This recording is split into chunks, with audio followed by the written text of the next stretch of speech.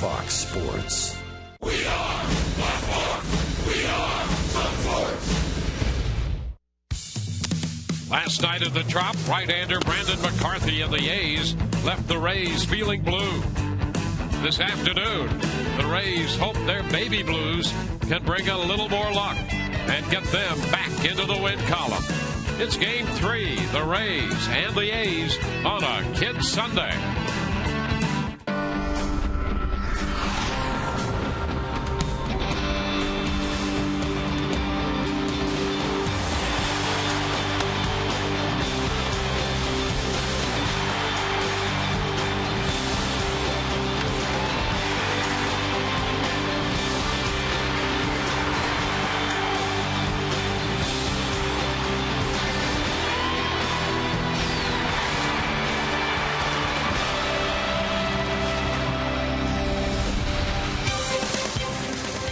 Welcome to Rays Sunday Baseball, brought to you all season by Hyundai.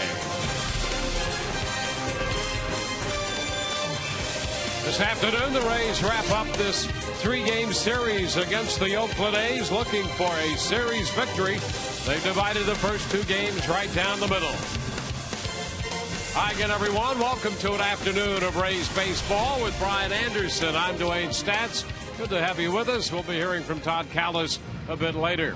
Well, we have a great pitching matchup this afternoon. In fact, a couple of guys who were very successful a year ago, and we start with Trevor Cahill on the mound for the Oakland A's. Here's a guy who's an 18-game winner for Oakland, won double figures the year before. Right now, he's a game under 500. Yeah, hard to imagine because the way that the year started off for Trevor Cahill, 6-0 in his first 8 starts with an ERA under 2. And you go back over his last 7 starts. It's been a struggle since then, mid-May, but the last 7, just 1 win. He's 1-5. The team record's 1-6. That 1 win came against the Tampa Bay Rays, where he threw 7 1/3 of shutout baseball, working that sinker. He did have 4 walks in that game, and that has been the problem for Cahill, is the lack of command. More pitches up in the zone. Teams have been taking full advantage of that. The Rays didn't last time. They'll look to do it this afternoon. And on the hill for the Rays, David Price, we know his story, a great part, particularly coming up from the minors, out of the bullpen in 08 when the Rays were champions.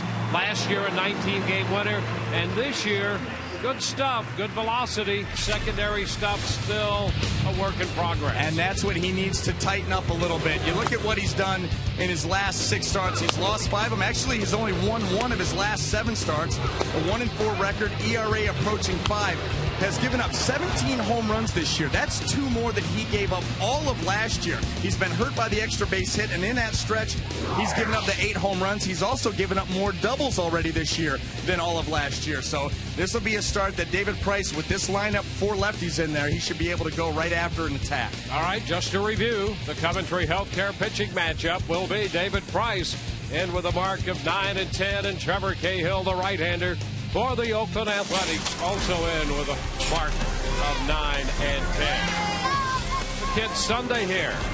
And a teaching moment coming up from the Big O. Todd Callis will be along in just a moment to set all of that up. パーホームランです。さあ、よかった。ありがとうございます。はい、わかりました。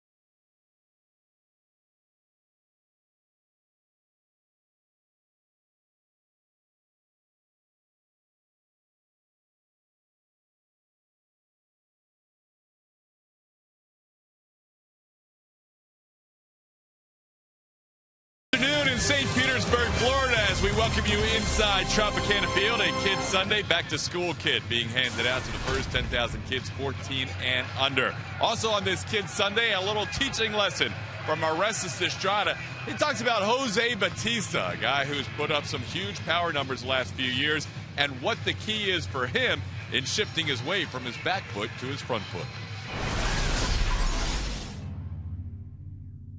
The weight differential, the weight shift, how well he's been able to transfer it from a little bit on the backside and push it all on the inside. This guy starts with that unorthodox swing where he starts up high here, kind of a la Kevin Youkilis, that does all this stuff, but eventually ends up here in that power position that I've talked about before. You got to be here. But the other thing that he does well, all the weight is an inside part of his right leg. That's where the power comes. That's where the push-off is. If you don't have that and your weight's on the backside of your leg, on the quads, you're going to end up popping up a lot of balls. You're not going to be driving down on those balls and creating that backspin that creates more loft, more home runs. So really the swing shouldn't be up here. It should be from down here, coming down, and it's a beautiful swing.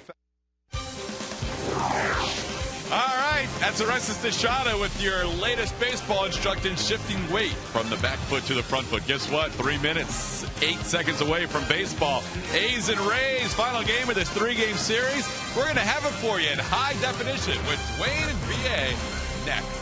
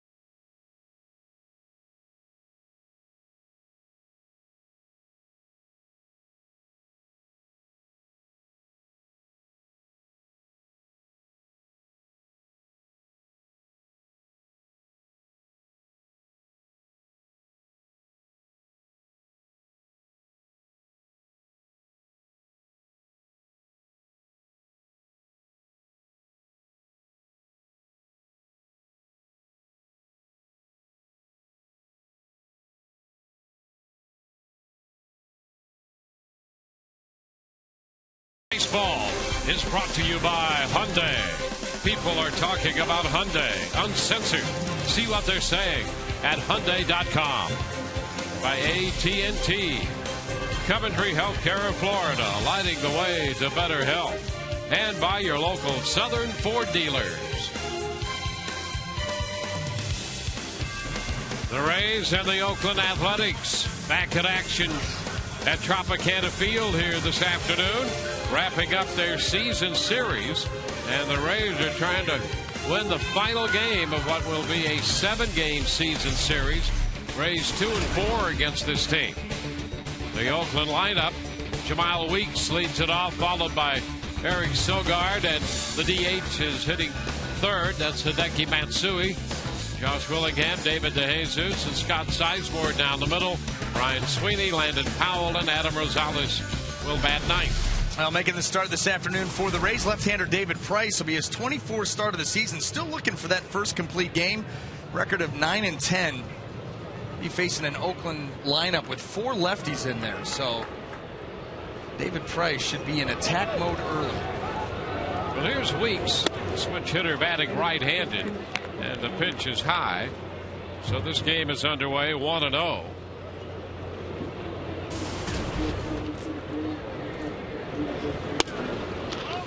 Up again 2-0. Connor Jackson out of the lineup again. He did not play last night. He had some back soreness. And Coco Crisp literally ran himself out of the lineup last night with 4 stolen bases.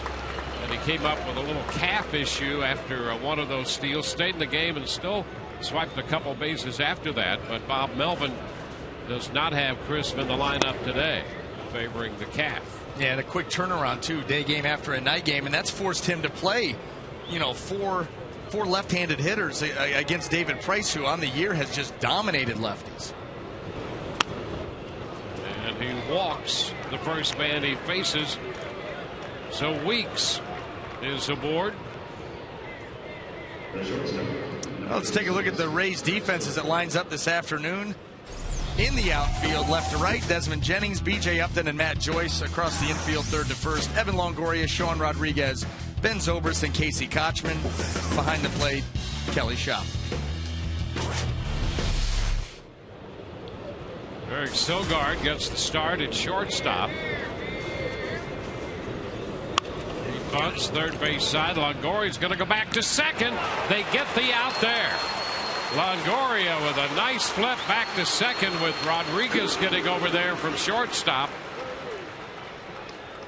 Well, with this many lefties in the lineup, you got to figure Bob Melvin, given opportunities, is going to play small ball. Great anticipation by Evan Longoria, charging that ball and giving himself an opportunity to make that throw and make that play. So on the sacrifice attempt, it fails. It's a fielder's choice. Sogard at first with 1 out. And by the way, you got a runner on first base. You want to sacrifice him to second. You want to bunt that ball up the first base side, because the third baseman, he's got nothing to lose. He's going to come charging in and has the ability to make that play. You push it up the first base side, more likely they're going to take the out at first. Not going to be able to turn around and make that throw over to second base, especially nobody out in the first inning. 1-0 the count to Matsui. That's the way we were always taught. Runner on first, you bunt it first base line. Runners on first and second, you want to bunt it third base line, force the third baseman to field it so you can move the runners up. It was poorly placed. Tap foul by Matsui. The count is 1-1. That's why it's a game of percentages. Well, you think about it. Evan Longoria has nobody's on second base. The runner's at first. He's got nothing to cover. So if a guy squares around to bunt, sack bunt, he could just come charging right in. If you bunt it to him, you're lucky it's not a double play. Just the speed of Weeks getting down to second base is what kept that from being a potential double play. But definitely you can get the force. And a little chop. This is Longoria stepping on the bag, and the throw to first not going to be in time. Ball not hit hard enough. So the runner is forced at second. Another fielder's choice. This one off the bat of Matsui, who's safely in at first. Yeah, a little chopper off the bat of Matsui, and here comes the ball hog, Evan Longoria, making sure that he fields everything here in the first. Nice play. Not enough time. Kelly Leak at the infield. There you go. Well, he was shaded over there in the shift. And that's what it'll tell you. It's Josh Willingham.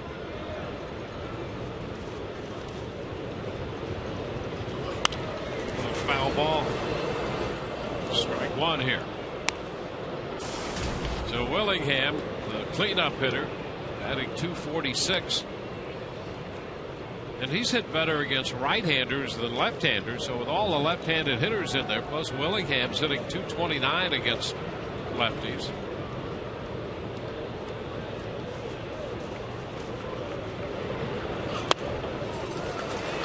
Willingham he's a power swinger. I mean, he's up there to try to drive the ball, hit the ball. He wants to pull early. So lefties, they're just going to pitch him away, sink the ball away, change up, and that's why you see, the struggles. The righties, he does a nice job of staying in, or a better job of staying in on them. With the lefties, they just pitch him away. Upstairs, 1 ball, 2 strikes. A guy like that's really wants to drive the ball, hit with power, and primarily pull. You throw them away, sink them away, change them, tease them with one in off the plate, and then go right back out there. Fastball is fouled back, mid-90s on that one. This is where you want to see David Price all day long. When he is down there at the knees, outer third, he's unhittable.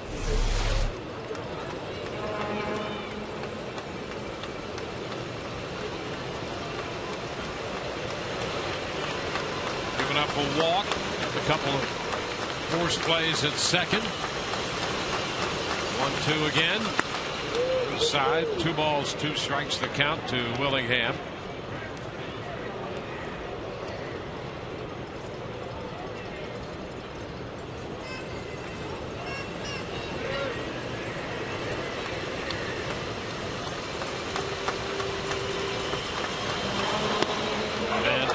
Strike 3 call.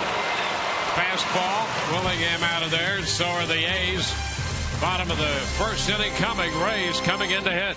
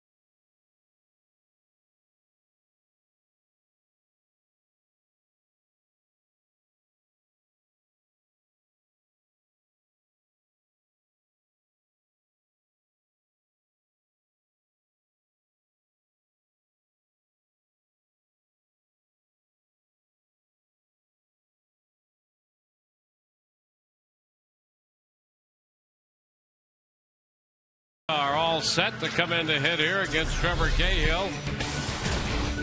Desmond Jennings will lead it off, followed by Johnny Damon and then Evan Longoria.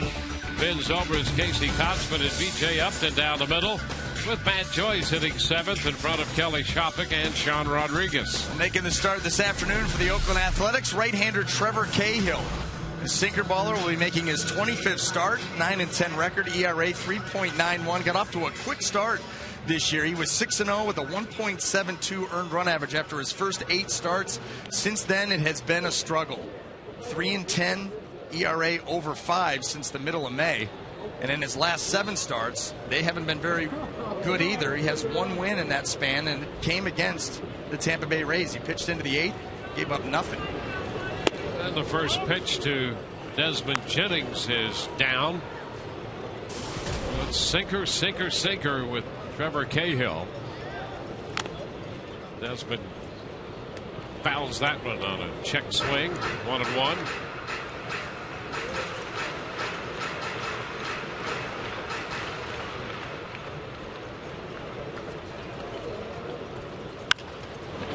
One pitch is lifted into left center. Ryan Sweeney, the center fielder, makes the call and the catch. 1 away. Now let's take a look at the Oakland defense as it lines up left to right in the outfield. Josh Willingham, Ryan Sweeney, and David DeJesus across the infield. Third to first, Scott Sizemore, Eric Sogard, Jemile Weeks, and Adam Rosales. Landon Powell gets the call behind the plate this afternoon. There's Johnny Damon. Pitch to him is away. See the sinker and a changeup out of Cahill, the curveball, and depending on the lineup, slider, but something he threw a little more in July, but his last outing he hardly threw it at all. Swing and a miss, and Damon out in front of the changeup. That is the good changeup. Looks just like the sinker. That good finish Yeah, he throws that slider more to righties, works very quickly. The pitch inside, 2-2. We have to speed talk if we want to go in between pitches today. 2-2 to Damon, a full count now. Rays 3-2 on the homestand, taking 2 out of 3 from the Blue Jays and dividing these 2 with Oakland, winning 8-4 and losing last night 8-0. 3-2. Pop back toward right center, and Sweeney's there for this one. Well, why don't we take a look at our Toyota trend? It is on the right-handed starter, Trevor Cahill. How about that ground ball percentage? 71%. That's one of the better percentages that you will see in all of baseball. The huge ratio, of course, and the 60% sinkers. Mainly outside of that, of the changeup, that's going to get you a lot of ground balls too. There's Longoria, which is up to him. 1 ball, no strikes. Well, that's where he has been hurt, because his command has not been there. You know, the last, well, basically 3.5 months. Just hasn't been there like it was last year, and he's been falling behind a lot, and especially to the right-handed hitters. When he falls behind, he is very predictable. And he's left a lot of pitches up out of the plate. A little chopper to the left side. Sogard from short makes the play, and the Rays are up and down 1-2-3.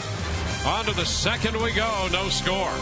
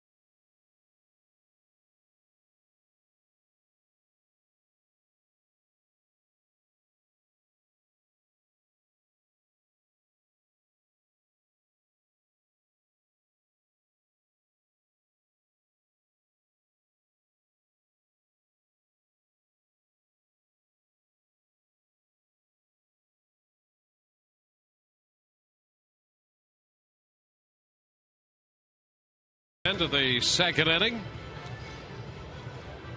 Price and Cahill. Well, today's game is brought to you in Espanol via secondary audio programming, brought to you by Coventry Healthcare of Florida. That'd be SAP, secondary audio programming. There you are. See? That has to be impressive. No one ever before knew what that meant. Just SAP. I want to know what I'm selling. I'm not going to sell a bag of garbage. Yeah, I got you. That's why you have such great credibility. As far as they know. David DeJesus leads off. The pitch is inside. 1-0. DeJesus, Sizemore, and Sweeney. There's a strike. 1-1. Well, the one thing you could say about David DeJesus, he's not afraid of the big fastball from the lefty, because he got Jake McGee last night on a fastball middle in, mid-90s. Turned on that for his second home run of the game. Fouls it back, so he's right back in there. He missed 4 games with a bad thumb and a thumb guard, and he's probably thrown that away now. I don't know if it's in there or not, but the way he was swinging the bat last night, didn't appear that he needed it. Despite that 146 against lefties, he's in here against Price. And a backhand attempt, and Zobrist cannot come up with it cleanly. DeJesus has a base hit. Now that hop on Zobrist, that ball came up just a little bit, and instead of getting that into the pocket of the glove, it hit right off the heel. Not able to corral it. Right here with the bounce. Comes up a little bit. And once that pops out, DeJesus hustling down the line, no chance to make a play. So the leadoff infield hit. Scott Sizemore is in the batter's box. This pitch is a strike.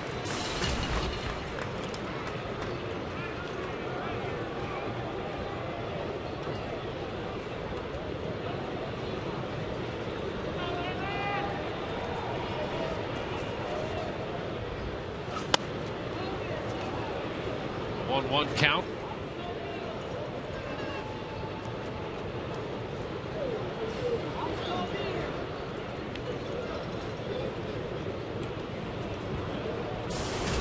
David Price picked up a strikeout and issued a walk in the first inning. And is high with this pitch. 2 balls and a strike. Coming off that outing against Toronto when the Blue Jays beat the Rays and David Price 3-1. Good 6 2/3 in that one. Gave up a couple of home runs. And now he's behind Sizemore. 3 balls and a strike.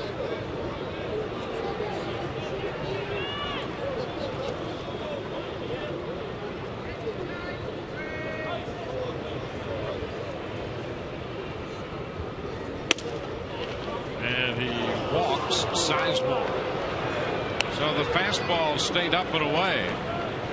That pushes DeJesus up to second base. Now, right now, what you're seeing from David Price is a pitcher who's not finishing his pitches. The release point's a little off with the fastball, but you don't see that reach where you have that mindset you're almost going to hand the ball to Kelly Shop. It's like he's almost throwing standing straight up. Doesn't have that good finish, and therefore the command is suffering.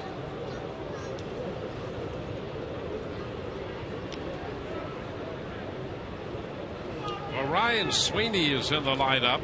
As we mentioned, they've had to shuffle it around a little bit. Coco Crisp not playing because of an issue with a calf. Sweeney's going to bunt. And that ball will, fortunately for the Rays, roll foul. Well, Shopik was out there and actually made a jab at it with his throwing hand and missed it. Yeah, I mean, if this hits Kelly Shopik's hand, it's going to be a base hit.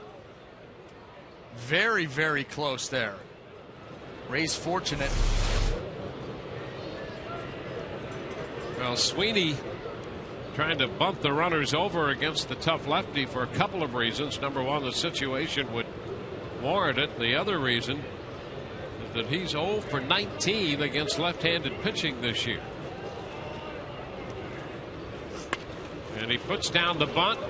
Price looks to second and flips to first and just got it there in time.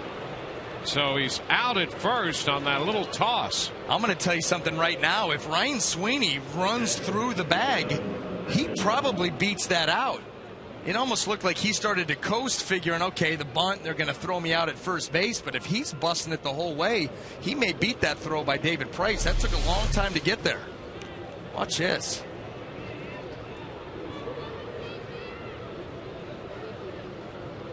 Yeah, he pulled up. He just pulled up a little bit at the end, and it was bang, bang.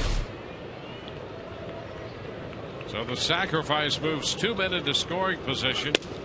Now Landon Powell, the switch hitting catcher, he takes the ball up and away.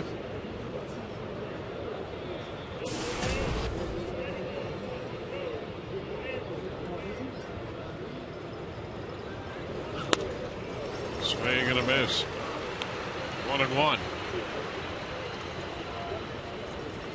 So with the infield hit and then the following walk, now the sacrifice. And the A's have the first scoring opportunity of this game. It's a strike around the knees. 1-2.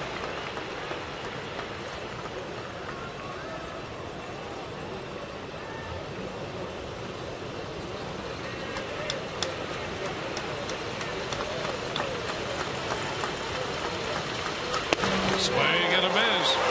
Well, he makes quick work of Landon Powell with that fastball. 2 gone. Well, that's what you need right there. Second and third with 1 out. Pitcher would love the strikeout. Get an out. No ball put into play. And that's exactly what he gets. 95 just off. You got to protect if you're Landon Powell. Close enough. Just powers it right by him.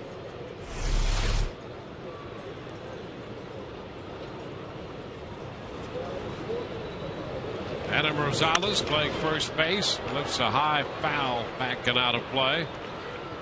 Rosales in there last night actually drove in a couple of runs with a ground ball and a sacrifice fly.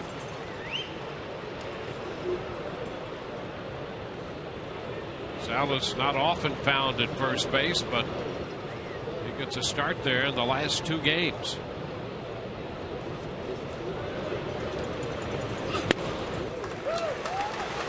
Late there, 0-2.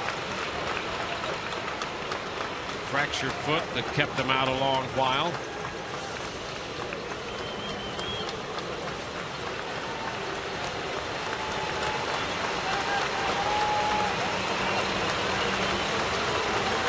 A 2-strike pitch. The right side and out of play. Foul again.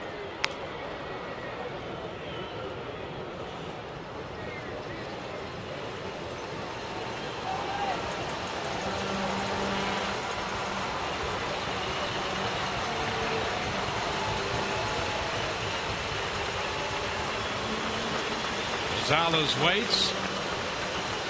Price to make his second 0-2 pitch. And he tried to shoot it on the corner in and just missed. 1 ball and 2 strikes. Couple of things. Gonzalez feels he might as well just take it. Yeah, well, yeah, you're not going to hit that pitch. No chance. The good indicator here is David Price powered that ball in. It means he's really got good extension. 2-2.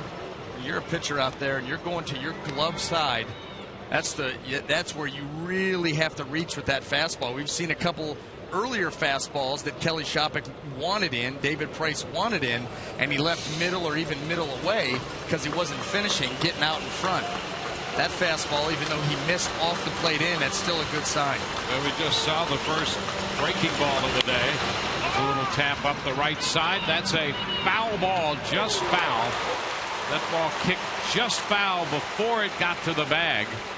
The Rays did the proper thing there. Went ahead and made the play and let Tim Welke make the call. That was just foul. So Price will regroup and make another 2-2 pitch. Yeah, the outing against the Blue Jays, we saw mostly the hard stuff out of Price. And by our count here, he made just very few curveball attempts against Toronto. 1 so far in this one. And there's a strike call. That retires the side. Couple of strikeouts here with minutes second and third, and we go to the bottom of the second scoreless.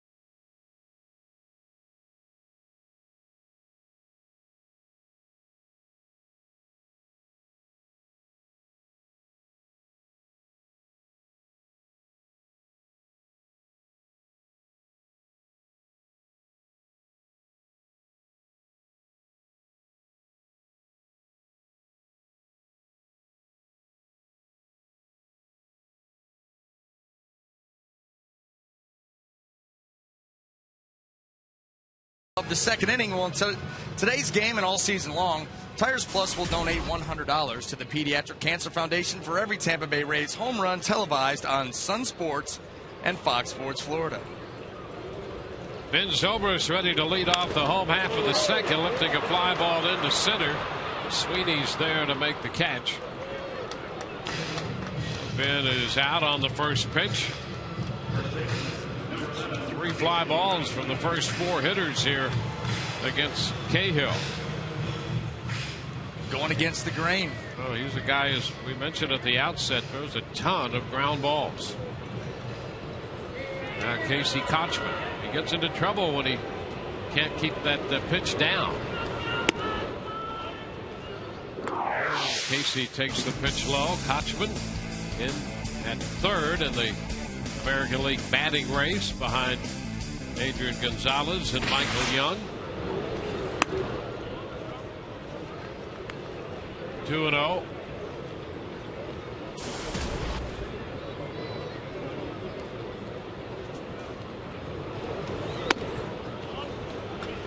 Pitch stayed up a little bit. 3-0. A couple of change-ups in the mix here from Cahill. And a strike on the inner part of the plate. Casey thought he'd drawn the walk, so he just takes a slow stroll instead. Regroup. Still got the count in your favor. It's where you take your time, put that pitch out of your mind, and realize, hey, it's still 3-1. He's got to come into the zone, and if he does, I'll whack it. And he shoots it foul into the seats up the right side. And now the goal is I'll whack it, and I'll keep it in fair territory. It's it's baby Progress, steps. yeah. Baby steps. Yeah, patience, one step at a time.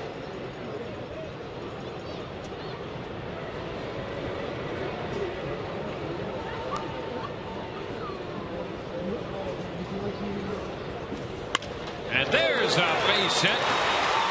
He got that fastball up and a base hit right back through the middle. Well, so I'm telling one step at a time. Yeah, see, now here's the thing, Casey. This is the lesson learned. You were all mad when they called the 3-0 pitch on you, but look, would you rather have a base hit or a walk? Well, there's no question. You ask a hitter that, he wants a hit instead of a walk. Every Pitcher time. wants a strikeout instead of a fly ball or a ground ball. Easy. I'll take an out any way I can get it. I wanted strikeouts in college. That was about it. 1-0 the count to BJ. I mean, it's amazing how that mindset is there. And hitters, I guess they're called hitters because they want to hit as opposed to do other things.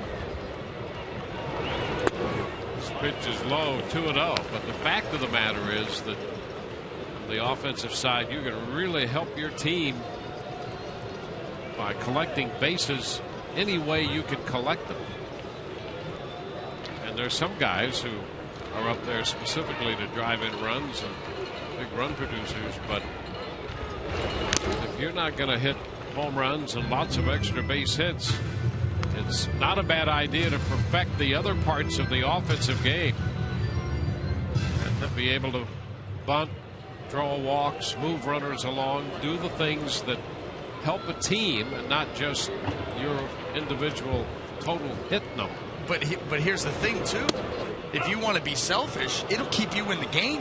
Sure. I mean, if you're a guy that doesn't have a lot of power, not going to hit a lot of extra base hits, you're a guy that does those little things. Guess what? You're going to stick around. Teams are going to want you because you do the little things. Yep. Get on base, move runners. High popper up the right side, Weeks into Jesus after it. DeJesus there toward the line in right field. And Upton is retired. When you've got a guy that can put out there, get a bunt down for you, he can bunt for a hit, he's going to have a patient approach and take his walks. If there's a runner on second base and he's down in the count, he's going to look to hook a ball over to the right side. I mean, those guys are invaluable. Not many of them. Yep, that's right. And then if you play a position, a skill position where you're good, you're golden. You are golden. You will be... You'll play the game as long as you can stay healthy.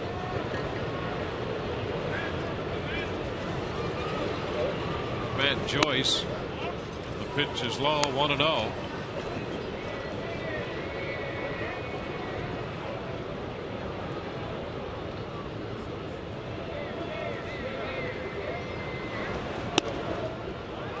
Ball 2, 2-0.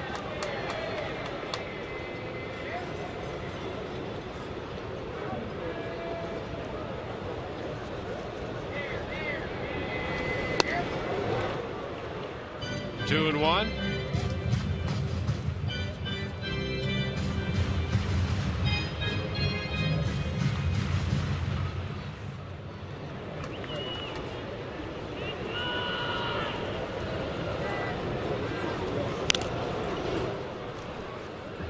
Two balls, two strikes.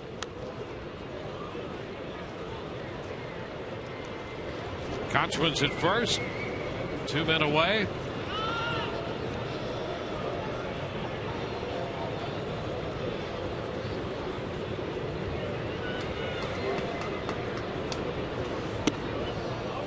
And the take very close for ball 3. 3-2.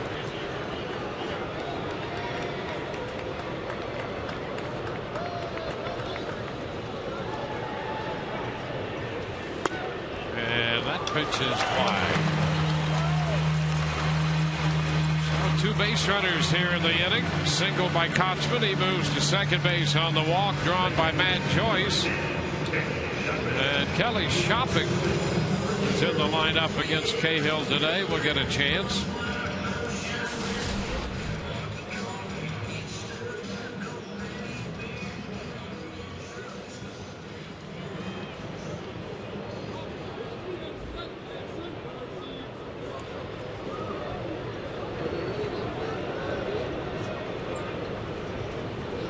Shopping hasn't played since Thursday against the Blue Jays, and he takes a big cut at the sinker and fouls it. Strike 1.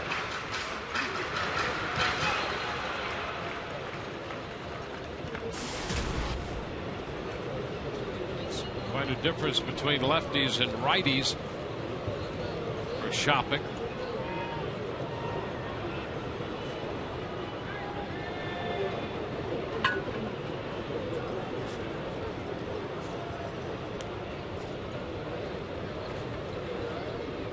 Strike the count to the Rays catcher.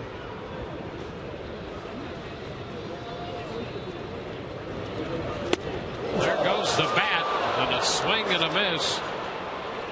And a souvenir bat distributed right there. Oh, it's about time. He hasn't had one of those in a month. How about this? I mean, look at that.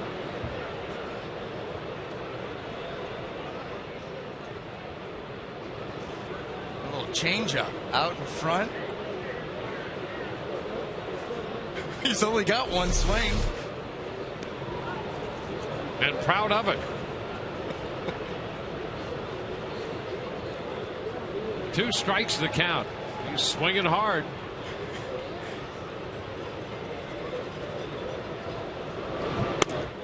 Takes a pitch away. 1 ball and 2 strikes. It's all about bat speed. Sometimes the speed of the bat into the stands. Fortunately, everybody all right on that one. That tells you how quick he swings and how hard he swings. Sometimes he can't even hold on to it. A swing and a miss. He chased that one to retire the side. Rays leave a couple through 2. No score.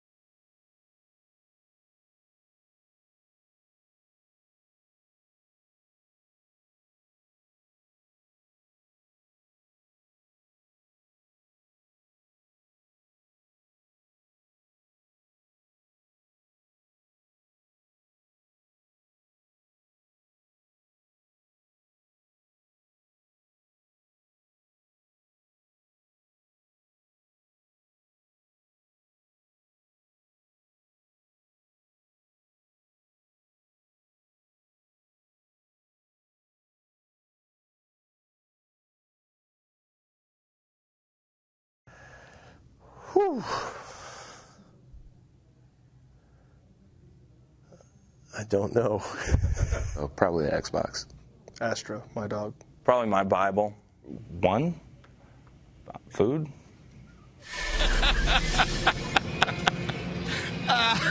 So we're just going to cut right to the chase. The most realistic answer of them all. Spoken like a true survivalist right there. Good. That's why, I mean, you got to love him. Food. That's so good. It really is. 1.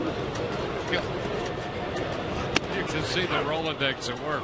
1. Well, he was going to name, yeah, that's why he had to go general. Yeah. Food. He was going to start naming them individually. 1 strike the count. Meanwhile, Weeks.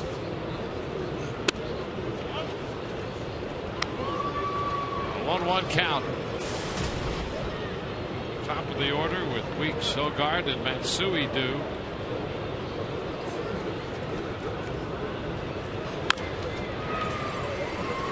Ball, 2 strikes.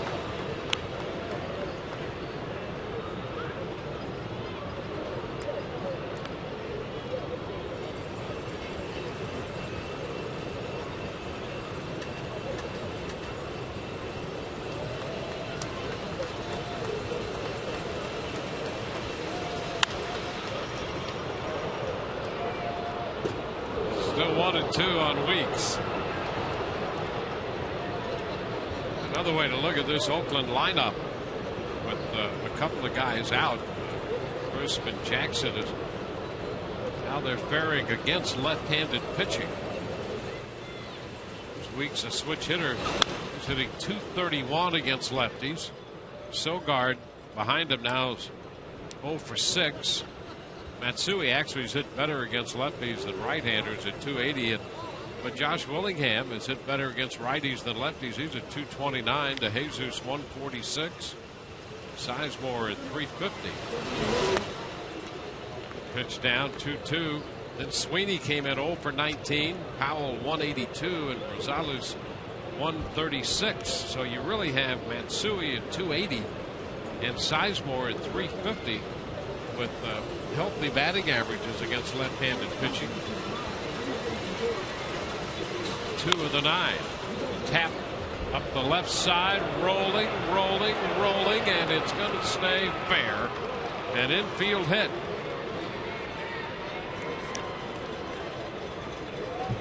So Weeks has himself a base hit.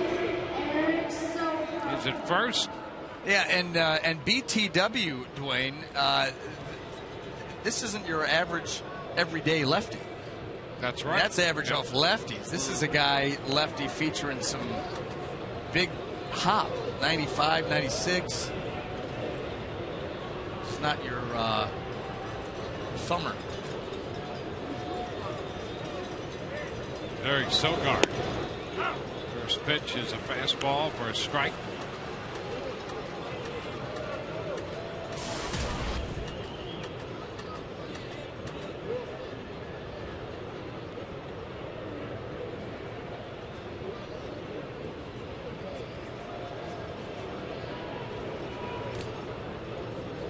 Weeks back in at first.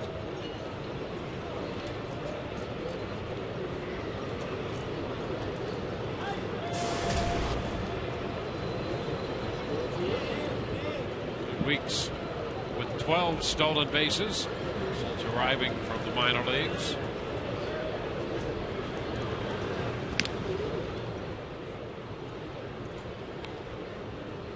Sogard tried to sacrifice his first time and bunted into a force play.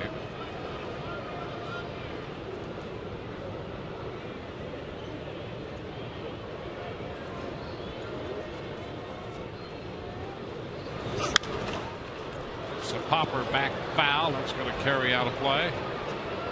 Nothing at 2.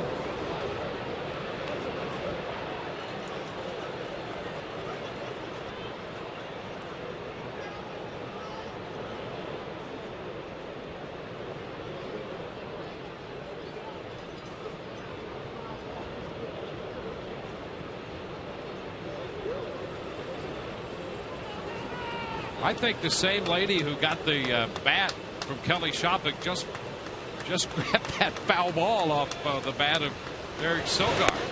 Oh, great. She's outside, wanted, so she's got to bat the ball. She can go out in the rotunda and have her own game. Wow, how's that? That's great.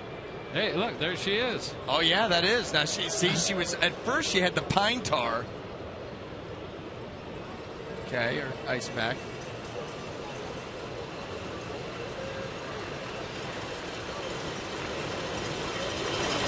Swing and a miss. Sogard out on strikes. That's the first out here in the third. Well, with all this activity, let's check in with Todd Callis, see what he's up to. Well, I'm up to talking about Jemiah Weeks' oven mitt. He's got a little mitt on his left hand because when he slides into the bags, especially into second base, he's been known to jam his hand. So the Oakland training staff came up with that mitt that prevents him from pronating his hand up or down. So there you go. And if he steals a bag, he's protected with his left hand. And if he feels like getting a little baking in on a Sunday afternoon, he's good to go as well, guys. Yeah, I thought maybe that he had teamed up with Mike Griffin, our producer, at one of his cookouts, maybe. The strike call to Hideki Matsui.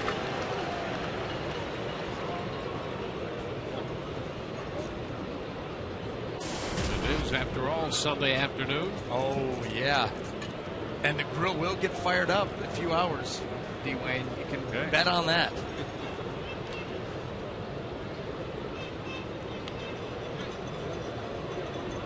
Weeks over at first. Sogard has struck out. A strike to count to Matsui.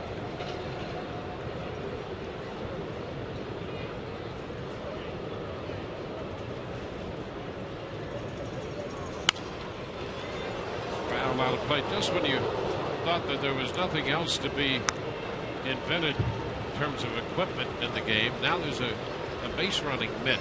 Yeah, how about that? But you know what? I mean, it makes sense. If the guy just, can't seem to make the adjustment himself, well, put something in place where he doesn't have a choice.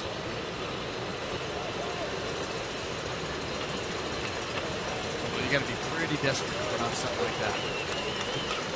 Way high with this pitch to Matsui, and now it's 1-2.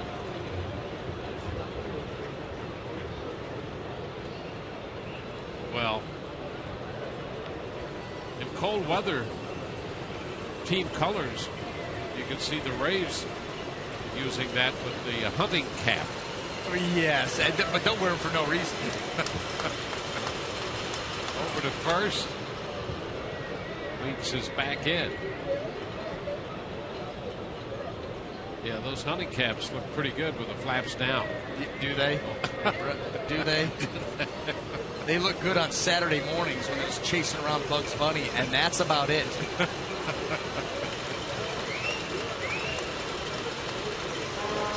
There goes the runner. The pitch hit on the ground left side. Longoria is going to have to go to first with it.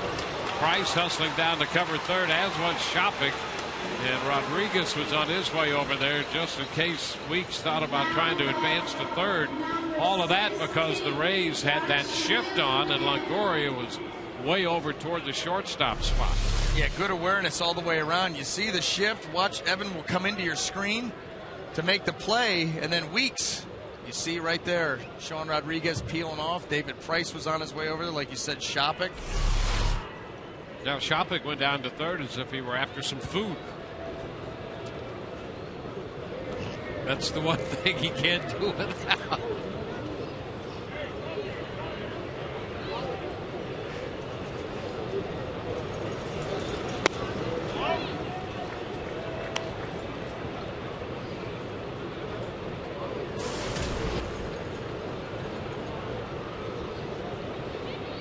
Want to know the count to Josh Willingham. Which is high, 2-0. That's the best clip we've had all year. And he said it with such sincerity. And the best part about it was no warning. We were watching it like everybody else. It was just there. That's why it was. I mean, that's funny. That is funny. He was really funny. Pitch is fouled out of play. 2-1. You know, there's nothing better than a sense of humor like that he has. Obviously, doesn't take himself too seriously. Yeah. because that would be one of the answers that you wouldn't give. But he was so incredulous. Like, you're even asking me that? To see?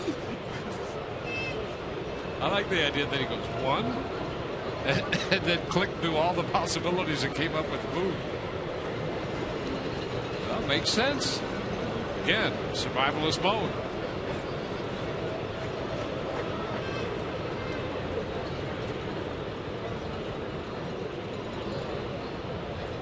Two outs with a runner at second. Up and away. And it's 3-1.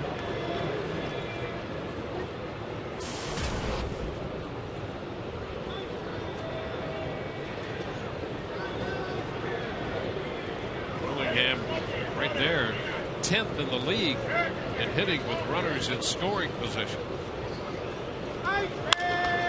Lifts a high fly ball into center field. Upton is there waiting for it. Man left on second. We go to the bottom of the third. No score.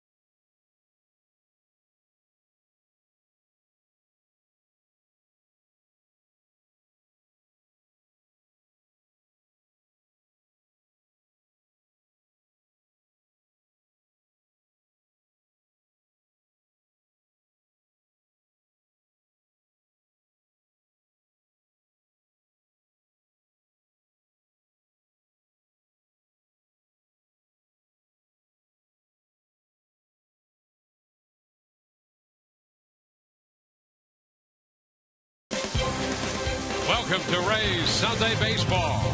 Brought to you all season by Hyundai. Sean Rodriguez jumps on the first pitch and shoots it just outside the third base bag foul. Making a bid for an extra base hit to start the bottom of the third. Well, the one thing working in Sean Rodriguez's favor here against Trevor Cahill is with that sinker, he should get some fastballs that are moving back towards him. And those are balls that he typically hammers. He's hit by this pitch. Or gets hammered by. Yeah. Well, that pitch backed up on him a little bit. Off speed. Rodriguez is at first base. Rays put the leadoff man aboard. Desmond Jennings.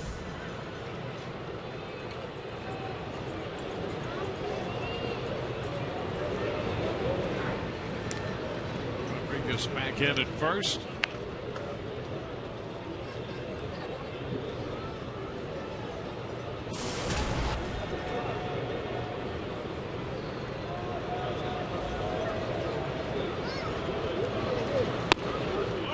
Pitch is inside. This is something that Trevor Cahill's going to pay close attention to, and that's Rays base runners that will run. He's given up 23 stolen bases this year in 28 attempts. It's a pretty high number. And there goes Rodriguez with a good jump. The throw's not going to be in time. So Sean steals his 9th base of the year.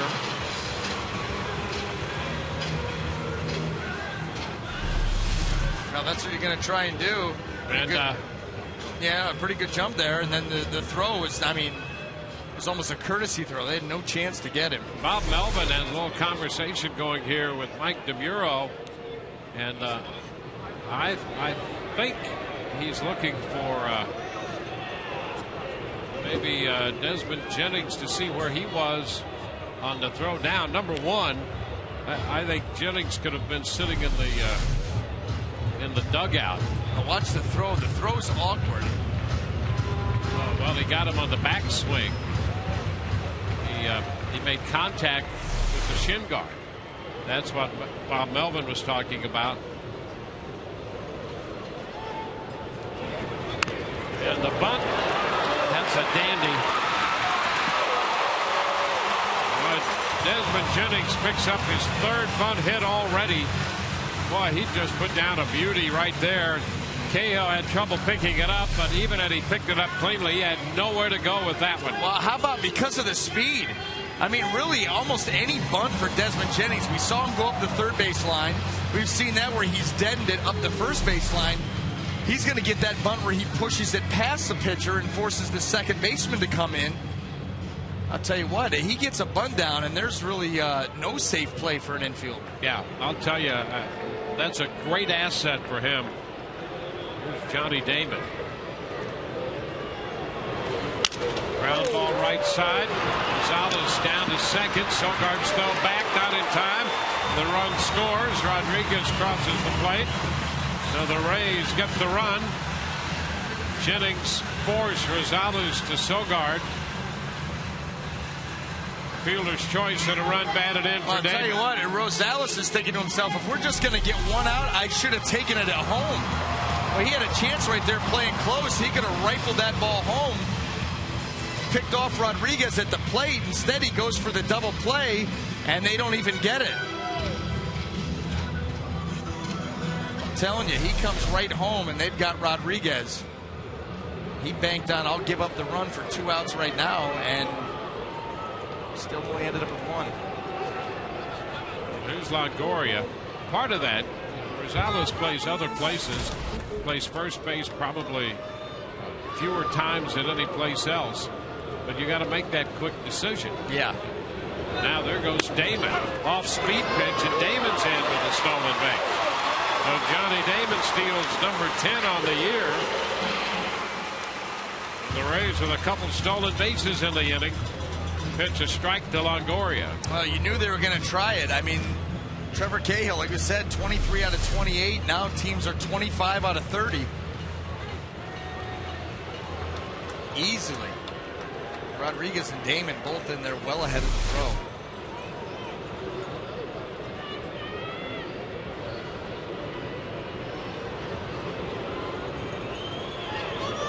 Strike the count to Evan. Rays with another man in scoring position. And that's high, 1-1.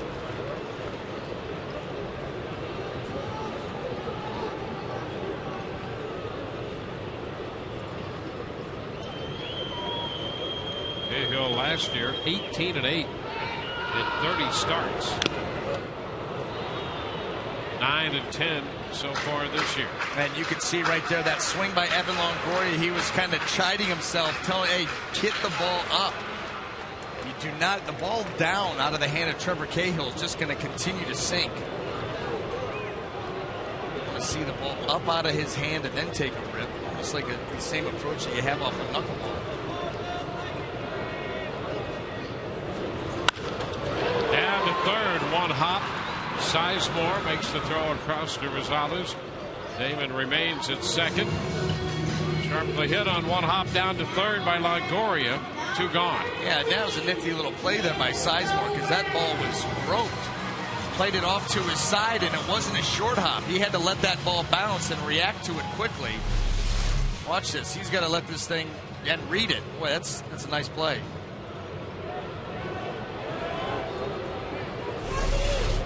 So here's Ben Zobrist trying to pick up Damon at second with 2 outs. Pitch outside, 1-0.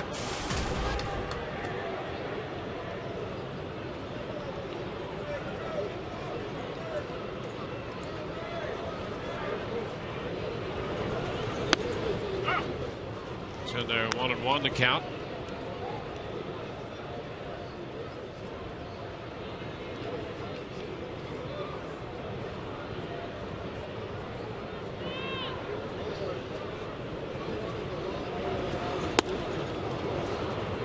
Ball 2 strikes. Well, this is the first time the Rays have seen Cahill here at Tropicana Field. It's 2-1 lifetime. 3 prior starts against the Rays, all out in Oakland. Have a run home in the third. 1-2 the count. Zobrist takes strike 3. That pitch started in, came back and caught the corner. Rays settled for 1 and lead 1-0.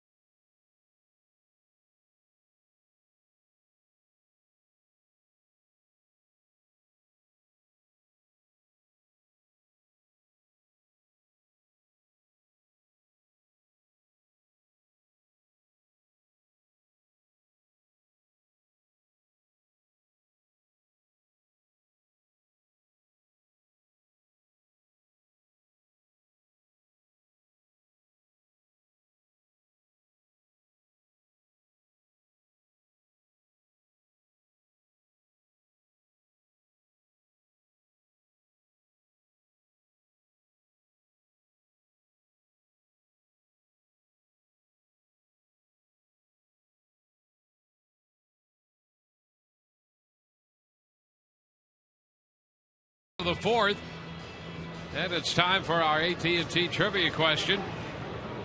There's George Hendrick there, formerly with the A's. Who did they acquire when they traded George Hendrick back in 1973? George signed by the Oakland A's, came up with their system, made his major league debut, played with Oakland, and then was involved in a trade in 1973. And, I got a chance to sit down, talk to George, and have him, relive some stories and talk to you about his career, his life in general. It's great stuff, isn't it? The fact that it's not a movie. I know. It's remarkable. It is a strike. It's 1-1. And he's so easy going and good natured. And I'm going to tell you what, you talk about life experiences. Most pale in comparison. And he's just so low key about it and has really purposely kept it that way. 1-1 the count. The liner headed toward the corner. Is it fair? It is just barely a fair ball that skips out of play, and it's a 2-base hit for David DeJesus. Well, here's a guy came into the game hitting 146 off left-handed pitching, and he's 2 for 2 so far off David Price. Well, here's your checkers double of the game. Another ball in the inner half. We saw yesterday, got a big fastball from McGee and yanked it out of the ballpark. Here he gets another one. He turns quickly enough.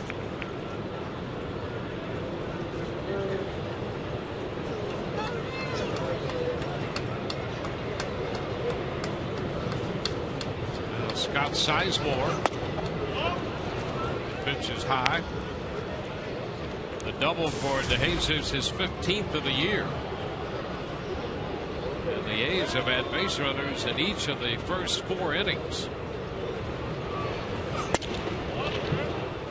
Down 2-0.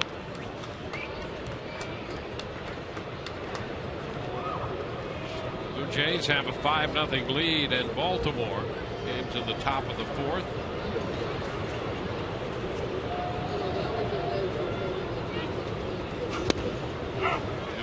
break at the knees. 2-1.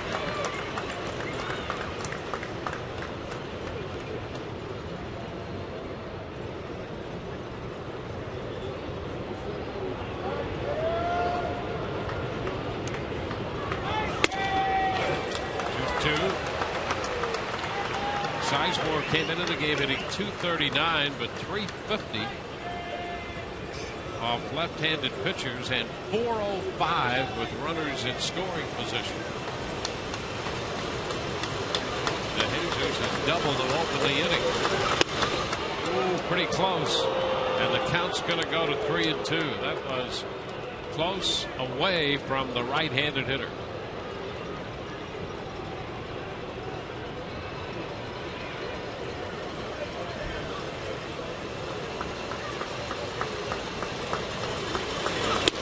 Two. He got him. He chased it that time out there. A fastball.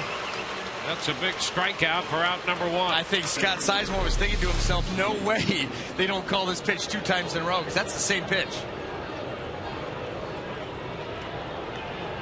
Just gets it right by him. Off the end of the bat. Big strikeout. Now here's Ryan Sweeney. 0 for 19 against lefties.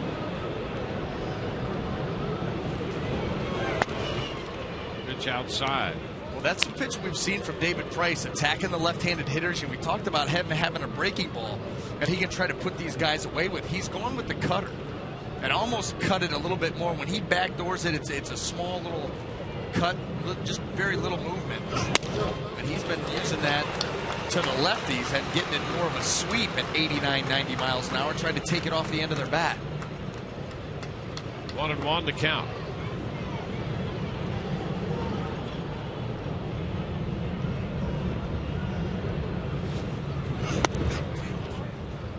Fastball down. 2-1.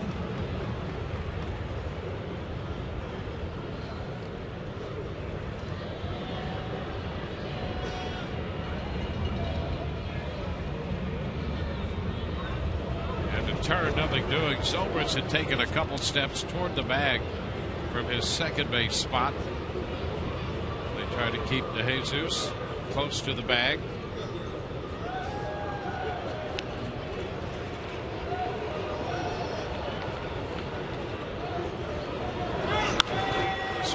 Fouls a fastball, trying to get around on it. Fouled it into the stands back of the third base dugout. 2-2. That's the kind of foul ball off the bat of a lefty that you say, please tell me you were looking for a breaking ball. Because if you're that late on the heater, and he shot that right over the Oakland dugout. And a line drive into left, a base hit toward the line. Jennings up with it. The run will score, and back into second goes the throw.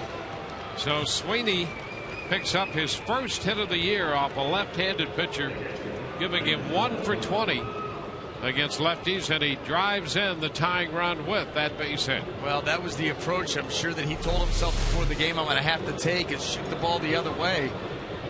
He got a ball away from him. It was up. Just put a nice level swing. Let David supply the power. Just try to barrel it up. Desmond Jennings gives a cursory look towards the plate, but no thought about throwing home. Powell takes a pitch down and in. Landon Powell, the catcher.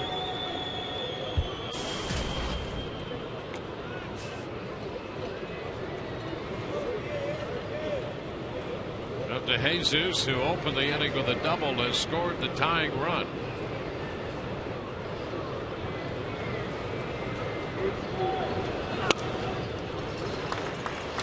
It's a ball and a strike. DeJesus with the home run breakout last night, 2 homers. 5 hits in the series, and 4 have been for extra bases now. 2 homers, 2 doubles. Ball, 2 strikes to Powell.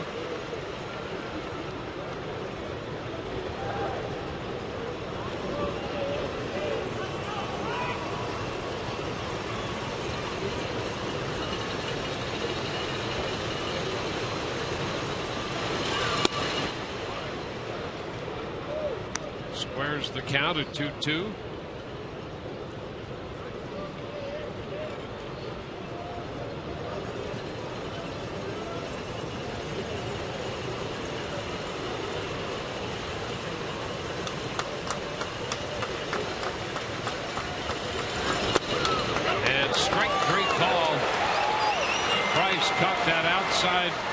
Edge with that one started wide and just a little bit of a cut for strike 3. Well, the hitter sees that out of the hand and they give up on it. They see this ball off the plate, say, that's a ball, and look at the little bit of cut. Takes it right to the outside corner. I mean, not a thought by Landon Powell of swinging at that pitch. And you get rung. So if that pitch is set up properly, you know before you throw it, if I execute it, I will strike him out looking. You know it. Rosales bounce it out of play.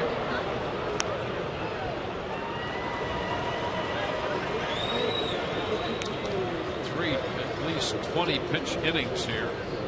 20 in this one so far, 20 in the third, 22 in the second. A little higher than he would like. And this is the main reason why David Price here way into August, not way into August, but into August, and having made 23 starts already, this is the 24th. No complete games. Yep.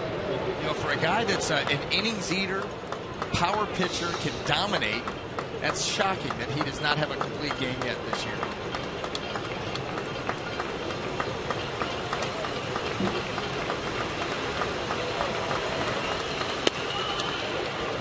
His play. Stayed out there. 1 ball, 2 strikes.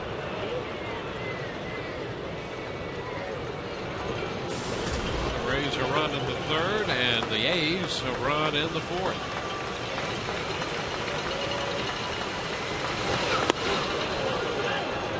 Two and 2.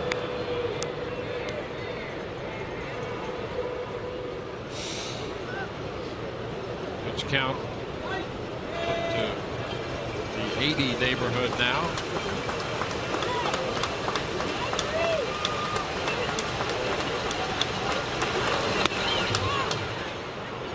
Upstairs. 3 balls, 2 strikes.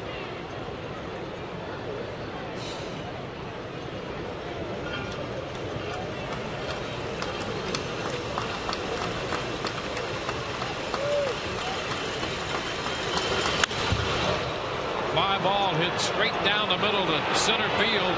Up and back to the track, and he makes the catch. Rosales gave the fastball a ride, but it's caught out there, and we're tied 1-1.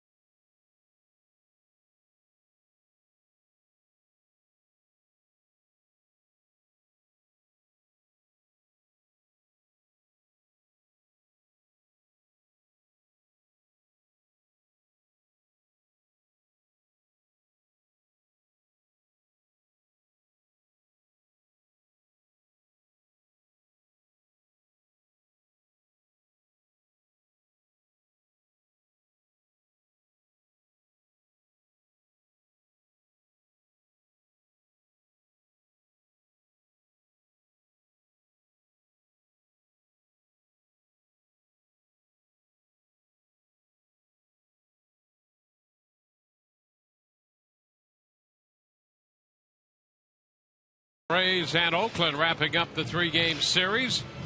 Our AT TBA trivia question: who do the A's acquire by trading George Hendrick in 1973? Well, there is some relevance to that answer. One of them would be Ray Fosse, who's now in the Oakland TV booth. And Jack Heidemann, Ray Fosse, Jack Heidemann, the infielder, fired for George Hendrick and Dave Duncan. Ever shake Ray Fosse's hand? Oh, absolutely. That first time I shook it, I'm like, this guy, I mean, give it up. Give up the catching. You're like, he still had his catcher's mitt on. Yeah, that's what it feels like you're shaking. Yep. You're taking this a little bit too serious. Playing days are over. Oh, wait a minute, that's your hand. Yeah, that's right. Don't hit me. He's got some mitts. Tell you. 2-0 pitch to Kotzman is bounce foul. 2-1, Ray. I want to make a joke about man hands. Oh, yeah. There you go. They are. You don't apologize for that. They are man hands. I'll tell you, a good catcher from Southern Illinois, from Marion, Illinois. Work hard there. Oh, there's a shot deep down the line and right. That's got a chance. Fair ball off the foul pole. Casey Kotzman hits his 6th home run of the year, and the Rays take a 2-1 lead. Casey, 2 for 2 today. The Rays lead on this blast off the bat of the first baseman, Casey Kotzman. Well, he hit it well. That was the only question. Is it going to stay fair? Out in front of a changeup. How far out in front was the question? He hit it well. There you go. So just like that, the Rays are back in front. B.J. Upton takes a big cut, misses. Pitch streaking away from him, strike one. 14th home run given up by Trevor Cahill. 1-1 the count up.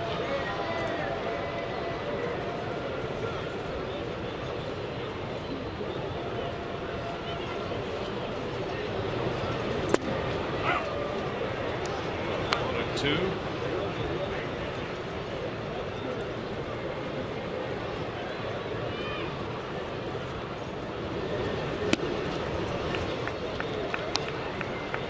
Two balls, 2 strikes.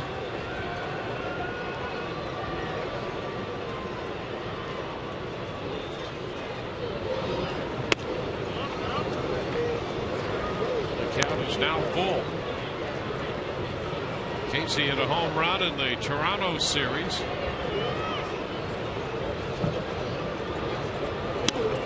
And Upton is out on strikes. Strikeout number 3 on the day by Cahill.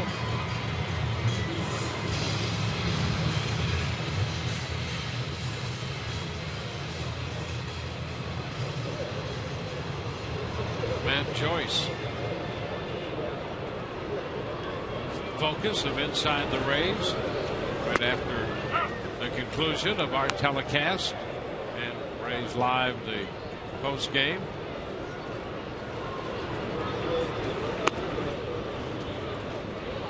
One and one, the count now to Joyce.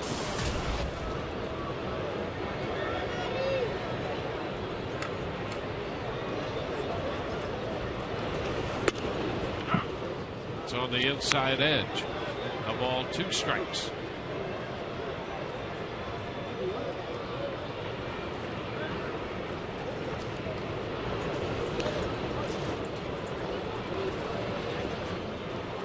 Rays got a run in the 3rd inning, driven home by Johnny Damon.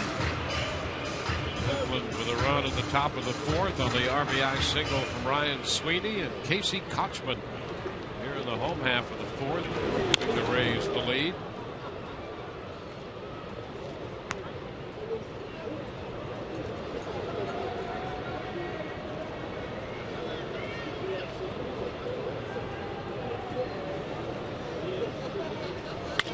Ground ball, that's headed into right field, a base hit between first and second. Rays turned back the clock on July the 2nd when they wore Tampa Smokers replica 1950s uniforms against the St. Louis Cardinals. And now it's your chance to bid on these MLB authenticated game-used jerseys, pants, helmets, and more. All proceeds benefit the Rays Baseball Foundation and Moffitt Cancer Center. Visit raysbaseball.com/TBTC to place your bid. And don't forget, we've got a couple of special items. We got the Kelly Shoppick signed catching gear, the Scott Kersey signed hat, and the pair of game-used soiled pants from Bobby Ramos. Yeah. Foul ball by Shoppick, out of play. Strike one. Yep. You know, all of those authentic items. Yep. And certainly you could have them tested genetically or otherwise for authenticity. They are the real deal. And those bullpen catcher pants, they get dirty. Yeah. Shoppick lifting a high foul up the right side. Into the stands it goes. 2 strikes.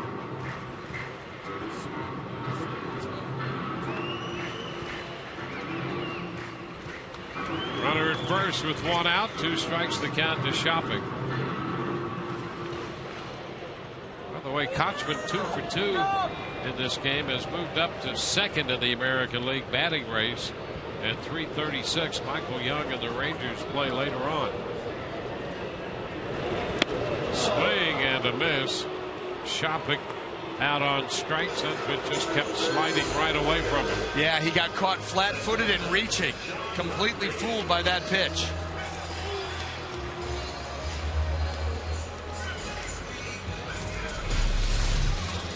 Here it is.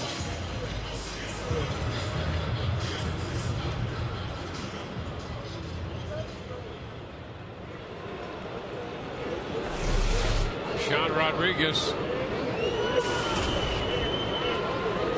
Pitch out, nothing doing.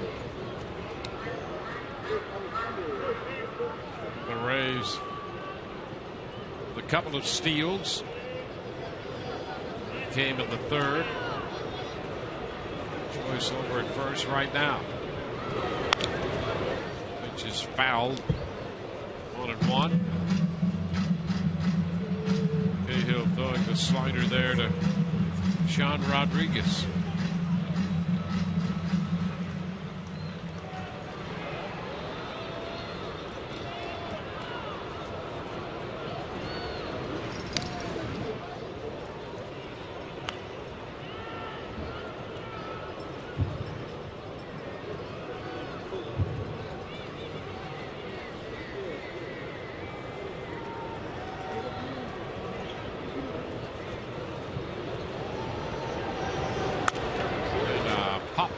Straight back and just off the facing of our high home camera position.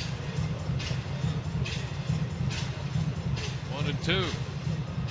See if Jimmy's okay. Oh, and then Molly over there. She's been interning. This is her last day, and headed back to school. Almost caught a foul ball. Rodriguez is safe.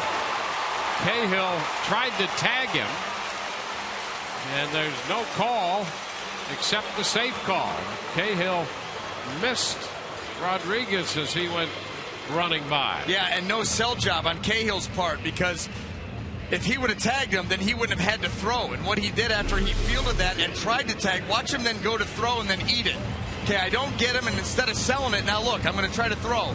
Well, if he had tagged him, he didn't sell it very well, so you're not going to get the call. He didn't tag him anyway, but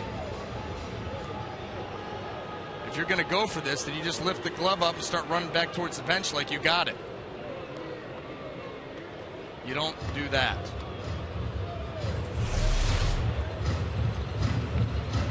So there's a base hit. So Molly, the Grim Reaper, this is her last day? Yeah. She's going back to Florida State. Because she'd come in and get you middle of the inning. Hey, can we get you to do something? And you have no time to say no. There she is. Look there at that. There she is. Hey,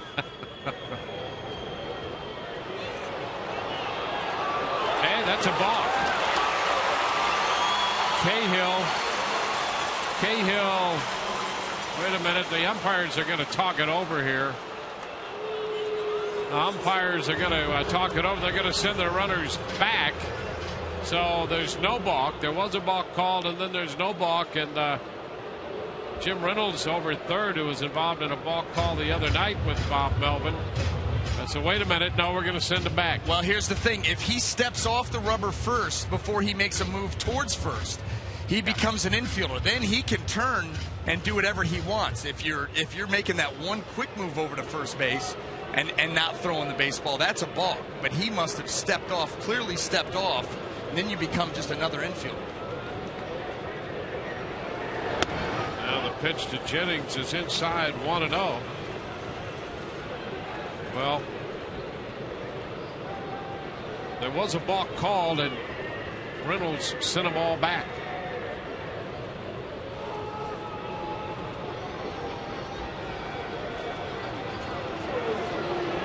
So, but you're absolutely right about the pitcher. Well, I mean, you know all about that. You're one of the best pickoff guys going. But if he steps off, he can do whatever he wants. That's right. That's right. The question is, did he or not? Pitch is outside. I think that's what Reynolds must have seen is the step off, and now he can do whatever. Where, you know, over at first base, Welke sees a fake throw and says, "Wait a minute, you can't do that." Good job of getting together and getting it right, we think. Pitch outside. Let's take a look and see if we can tell if he disengaged the rubber or not.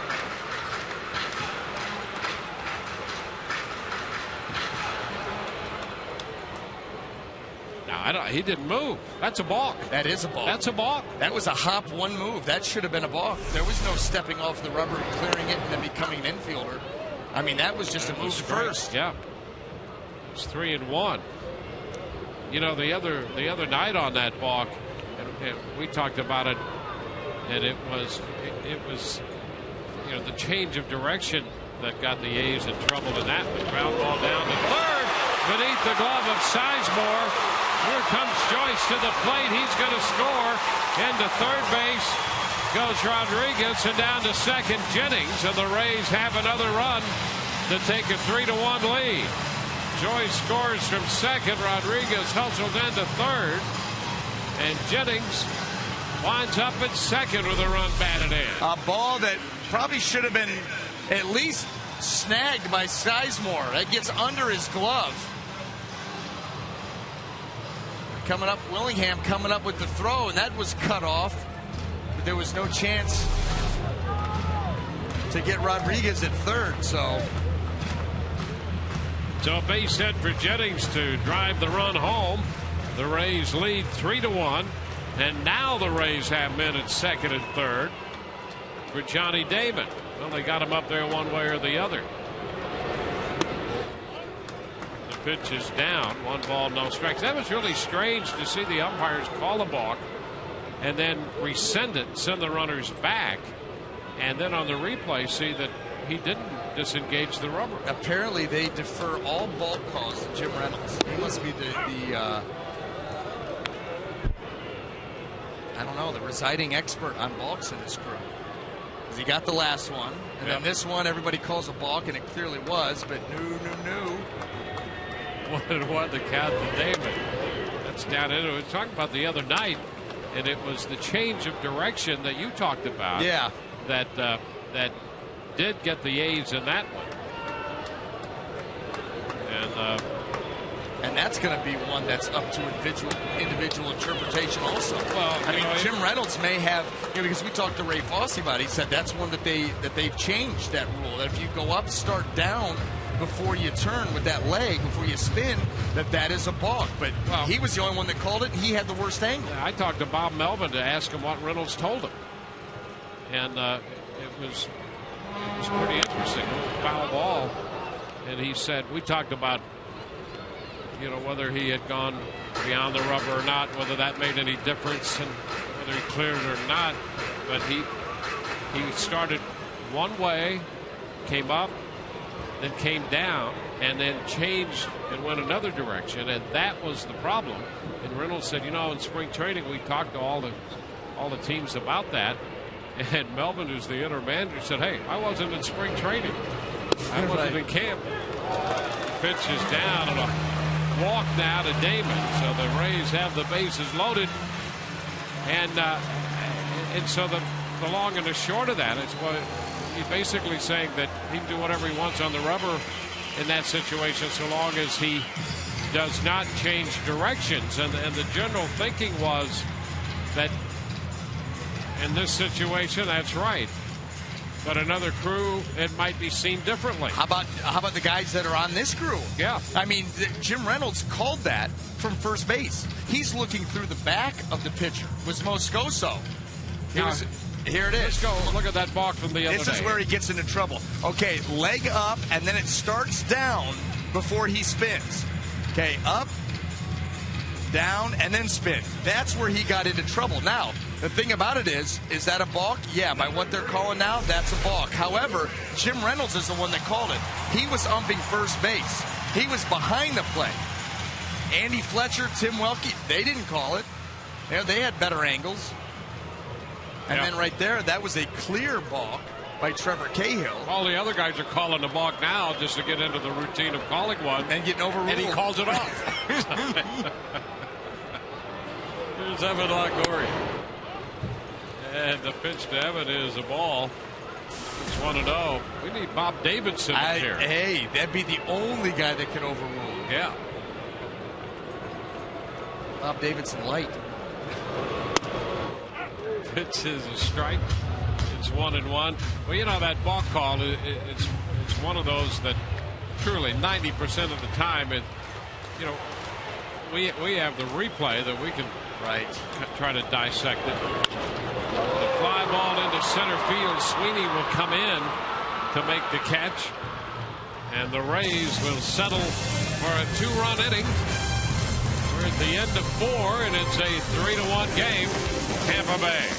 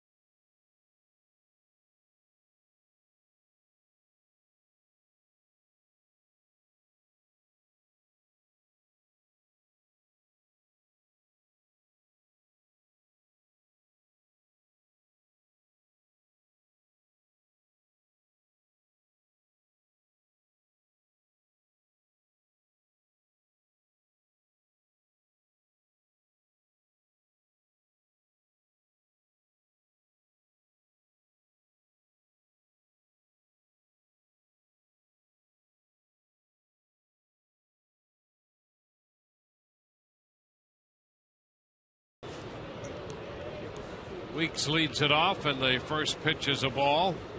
Rays now lead 3-1. Weeks, Sogard, and Matsui here against David Price. All of that talk about the balk, and apparently, from the A's point of view, time was called. It was hard to see who called time. I was checking to see if we had any of the video on that, but so the move was a balk move, but apparently time had been called at some point.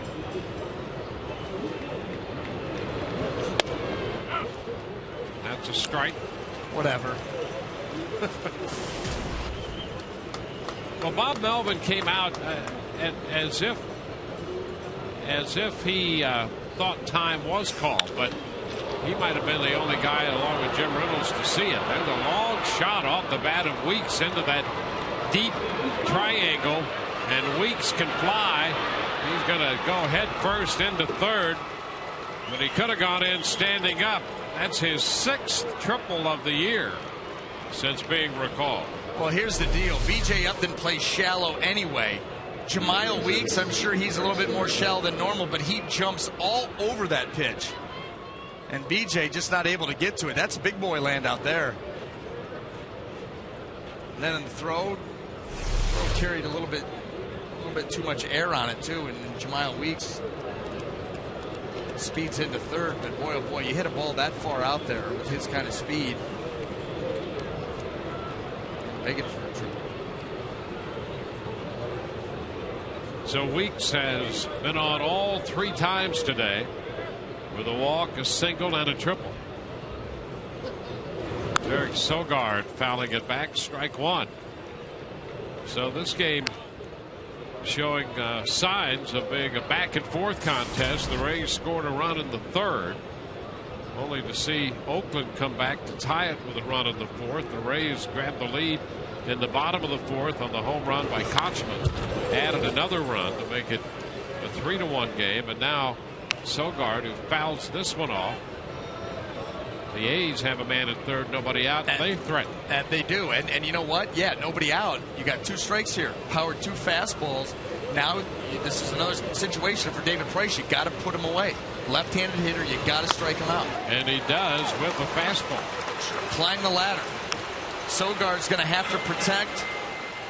He's only got, what, 6, 7, a handful of at-bats against lefties. And probably no lefty that has this kind of stuff. Came in 0 for 5 against left-handed pitching. So that's strikeout number 7 for David Price. You know, we've seen David Price struggle this year with runners in scoring position, but today he's had a couple of big strikeouts with guys in scoring position and less than 2 outs, hanging all over the bases. Come up big a couple of times. That's why the Rays had the lead. Here's Hideki Matsui. Takes the pitch high. He's certainly come up big for Oakland in the second half. Matsui has been hotter than any hitter in baseball since the All-Star game. And he hits one deep to right field. Joyce will go back, and he's done it again. Matsui hits a home run. His 11th home run of the year, and just like that, this game is tied. Boy, you could almost feel that. The rhythm of this game is such that it's back and forth, and Matsui, who has been so hot, hits a home run to tie it. Well, he has the hitting streak going, and he gets a mistake fastball here. You can see Kelly Shopik reaching back across the plate. They want the ball away. It doesn't get there. And that, I'm going to tell you something, a fastball, thigh belt, middle in is right into the sweet spot of Hideki Matsui's swing. You make that mistake to him, the way he starts to pull that front hip open just a little bit and that lean towards first base, and you throw it right into the barrel of his bat. Willingham. And boy, the thing that really continues to amaze us, here's a guy, Matsui. He's hit 11 home runs now, 8 against left-handed pitching. And in the first part of this year, they were not playing him against left-handed pitching. 2 strikes now to Willingham.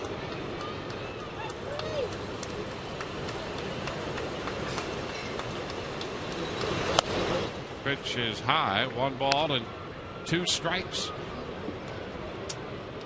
J.P. Howell is up in the Rays bullpen.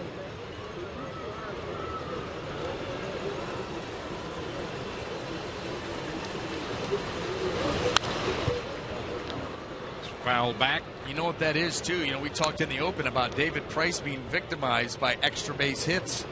You know, during the course of the season, he's given up more doubles already this year than he did all of last year. Home runs in this last little stretch where he hasn't won, has 1 win in his last 7 starts. In fact, the last 6 starts, he had 8 of his 17 home runs that he had given up. More home runs than he'd given up all last year. And there was another one there by Matsui. That's now 9 home runs the last 7 starts.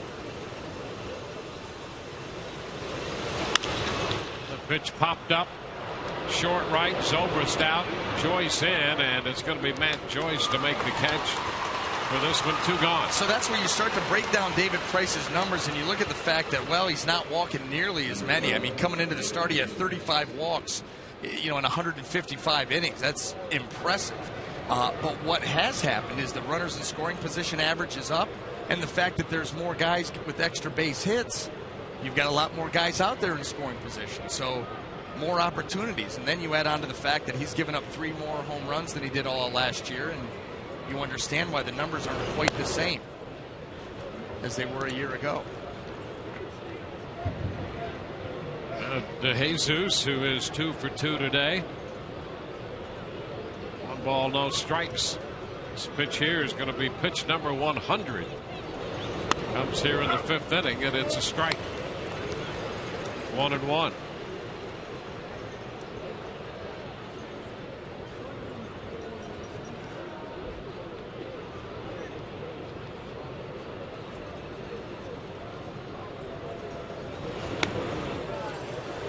One and 2.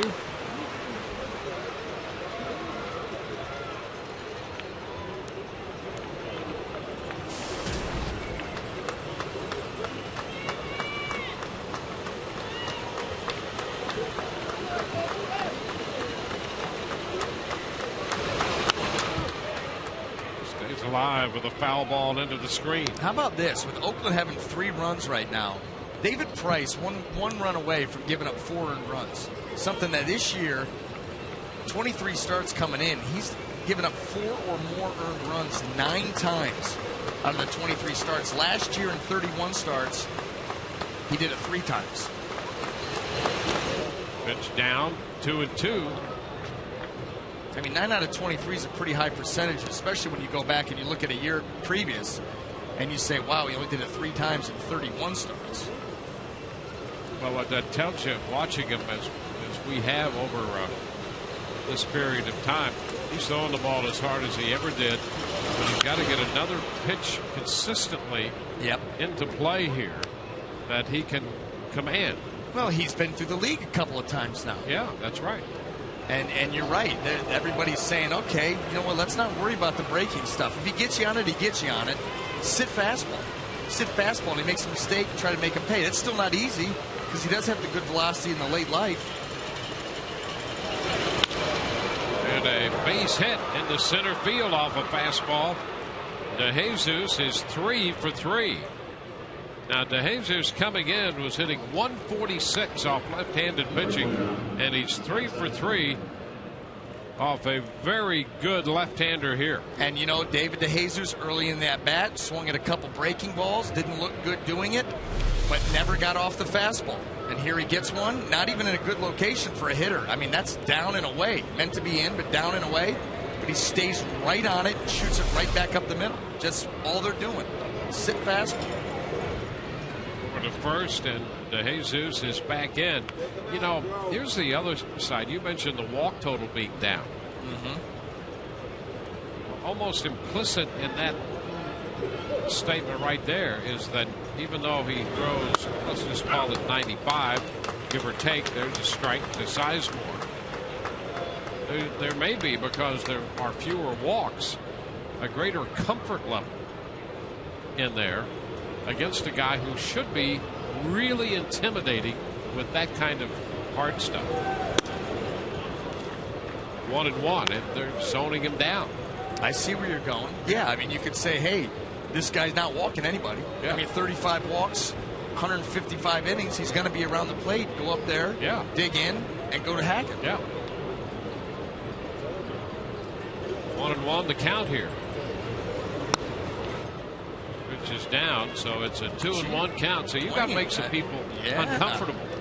Yeah, I'm impressed. It's good deductive reasoning right there. And, you know, and he wouldn't have to do it very often. No. You take 95, 96 and peel the name off in front of somebody's jersey. Yeah.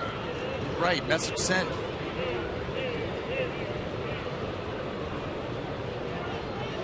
A 2-ball, 1-strike count. Game tied, 3-3. It's upstairs, 3-1.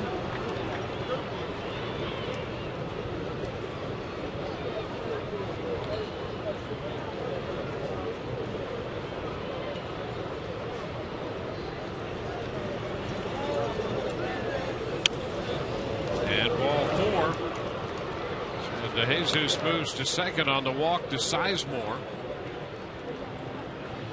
Well, the Matsui home run is tied it. Joe Madden comes out of the dugout. That's going to be it. Pitching change coming here for the Rays in a tie game.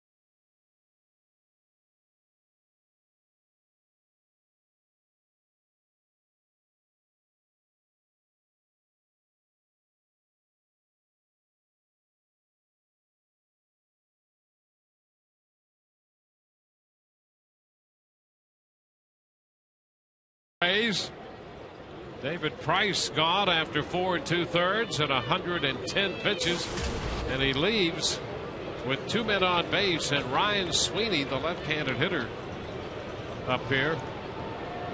J.P. Howell will face him. Now it's going to be up to the Rays bullpen. Try to piece the rest of this game together, and it starts with this at bat. It's low and away, 1 ball, no strike. So 2 inherited base runners for JP. High pitch count for Price here this afternoon.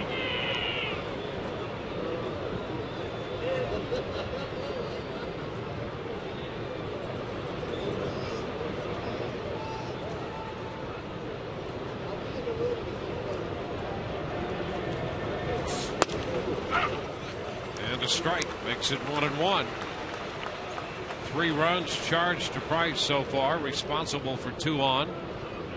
He struck out 7, walked 3, 7 hits in 4 2/3. Pick up the home run in this inning to Hideki Matsui.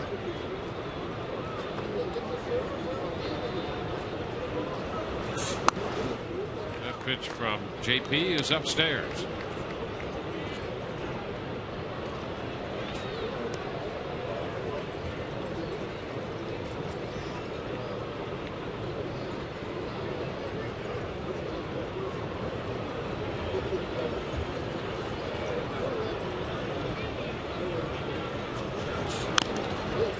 Foul ball off his foot takes the count to 2 balls, 2 strikes.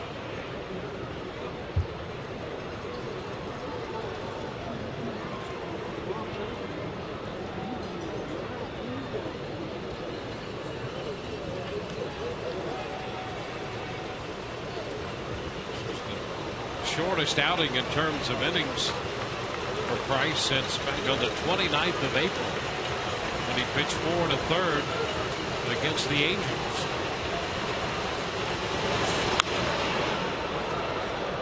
But still 2-2 here to Sweeney.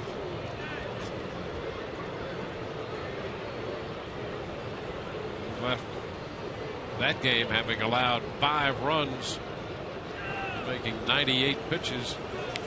4 2/3 today with 110 pitches.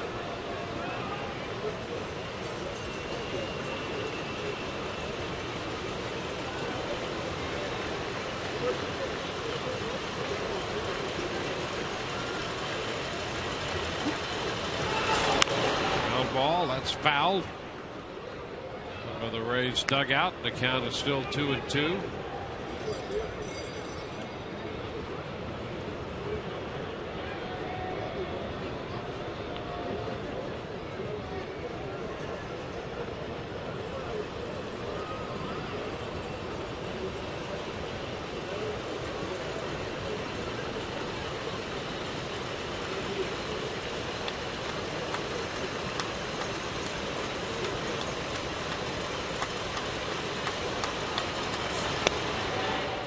And a full count.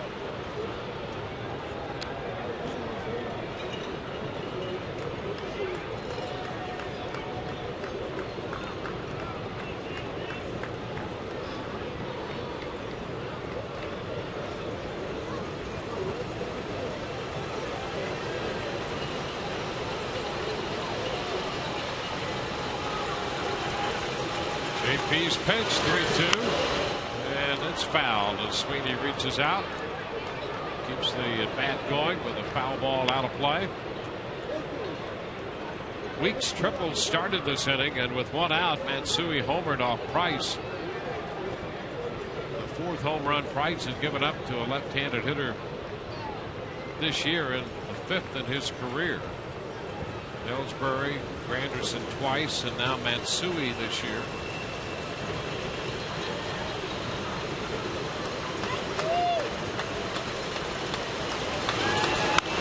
3-2, and it's line foul up the right side this time, out of play.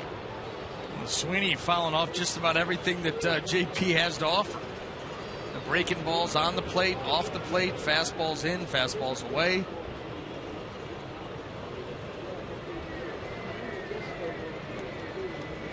So he gets the little meeting with Kelly Shopping, trying to figure out what do you want to do now.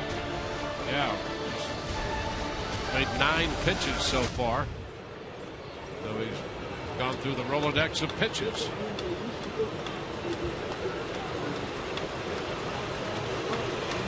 Jesus on second, Sizemore on first.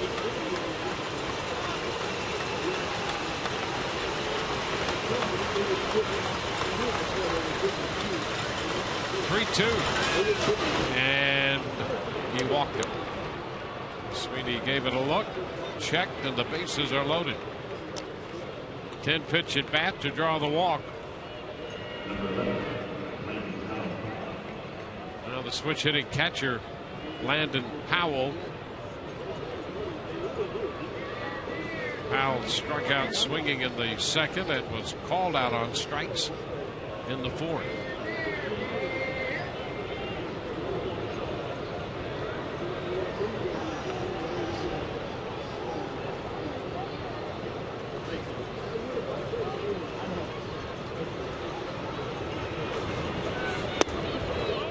Pitch to Powell is inside. 1-0.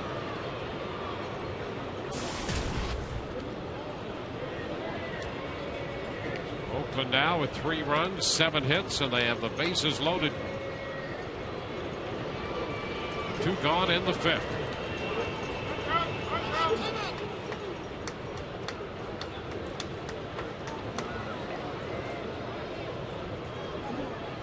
JP last worked in the Toronto series on Thursday.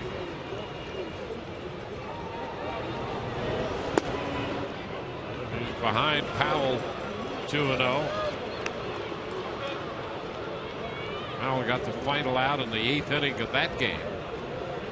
It's that game that went 12, and the Rays eventually won it 7-6. And to score in all of the extra innings, the 10th, 11th, and 12th to do it. 2-0 the count to Landon Powell. And he shoots it foul, ducking that line drive at third to Jesus. And it's 2-1.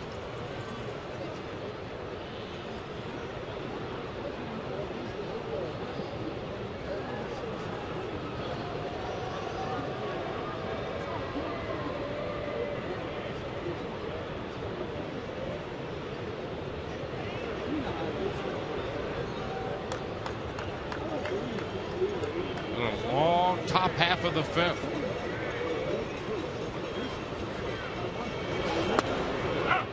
And a a strike picked up at the knees. 2-2. Well placed there by JP. 2-1 count. Landed Powell looking for something out over the plate to drive, and he little two-seamer in. Clips that inside corner, and now you got a chance to make a pitch here in a 2-2 count. Get out of this bases loaded situation.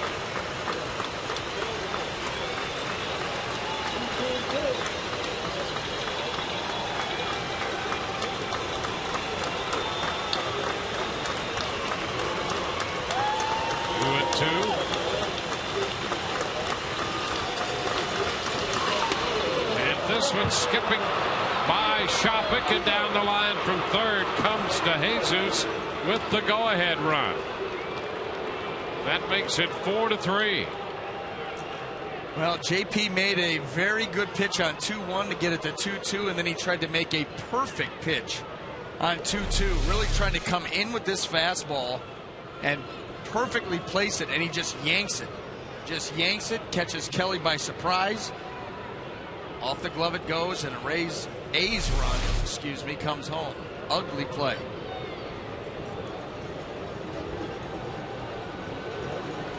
So it's now 4-3.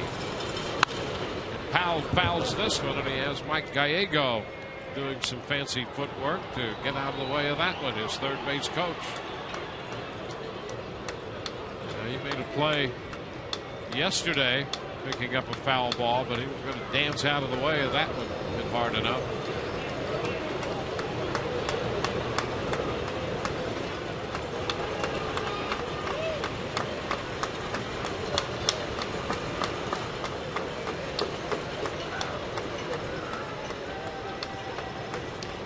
A full count.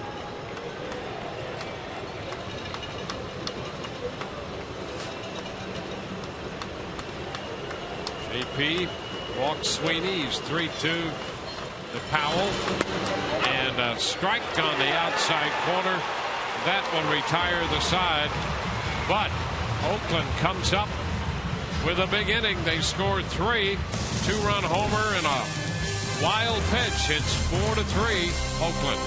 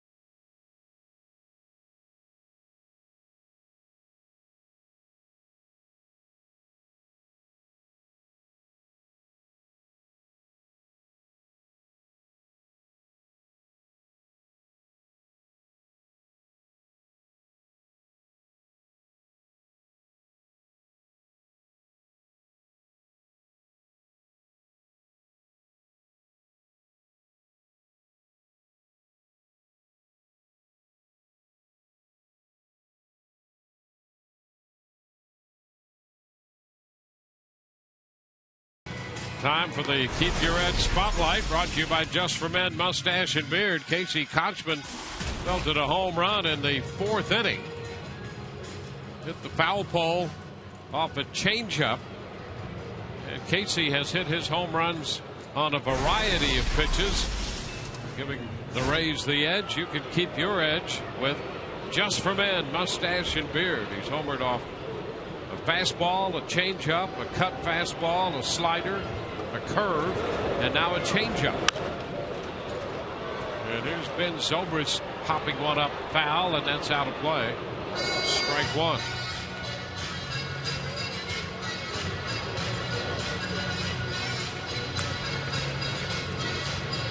Zobrist 0 for 2. Fly ball to center, and he was caught looking. Called out on strikes his last time up. That was in the 3rd inning.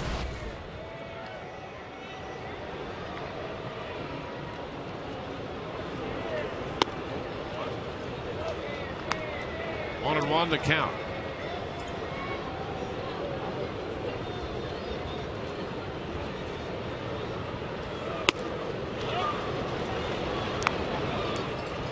Two and one. Trevor Cahill on the hill.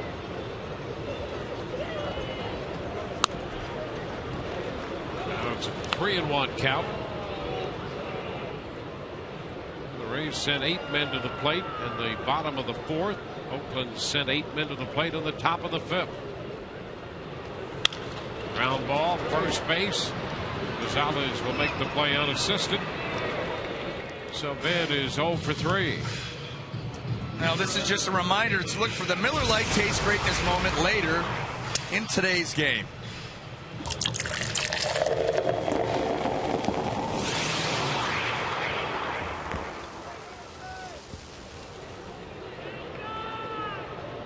Now Casey Kochman. That didn't look like a very fun game. Casey takes the first pitch for strike 1. Change up out the last time, and a breaking ball to start this at bat. I mean, unless it was, hey, if I don't have anything in my hand, take another drink. Yeah, there you go. Could have been that game. Yeah, and that changes the whole tone of that activity. This one is down. See, that's what I like about you. You're always on the bright side, looking for the sunshine in every situation. At least when the cameras are on. No, there we go. We're going to find out. Yeah, they're playing it. Yeah. And around Kochman's feet. The count is 2-2.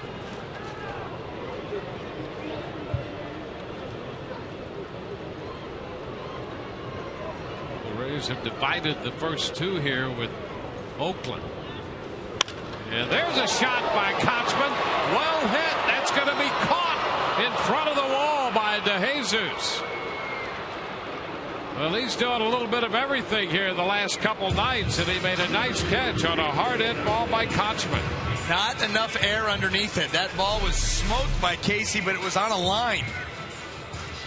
Just not quite enough air, and that allowed DeJesus the opportunity to catch that ball before he crashed into the wall. Boy, that ball almost popped out of the edge of that glove, too. A snow cone action. Here's Upton bouncing one to third. Sizemore makes the throw. Upton is out of there. 1, 2, 3. Go the Rays, and we head into the 6th. 4-3 Oakland.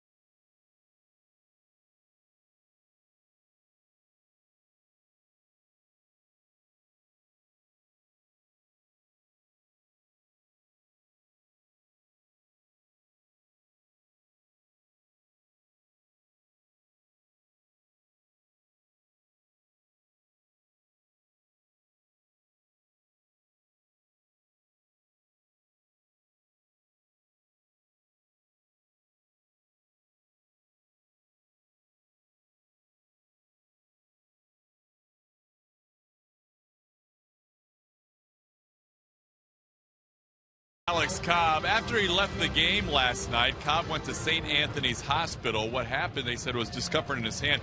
He said there was kind of like, it wasn't quite dead arm. He had a tough time explaining what it was. He said maybe it felt like after you lift weights and then try and throw a baseball, had a little bit of numbness in that middle finger on his pitching hand as well. So Cesar Ramos is called up from AAA Durham guys, and Alex Cobb is sent to the 15-day disabled list. All the tests came back negative, but for now the Rays will go to a 5-man rotation. Back to you.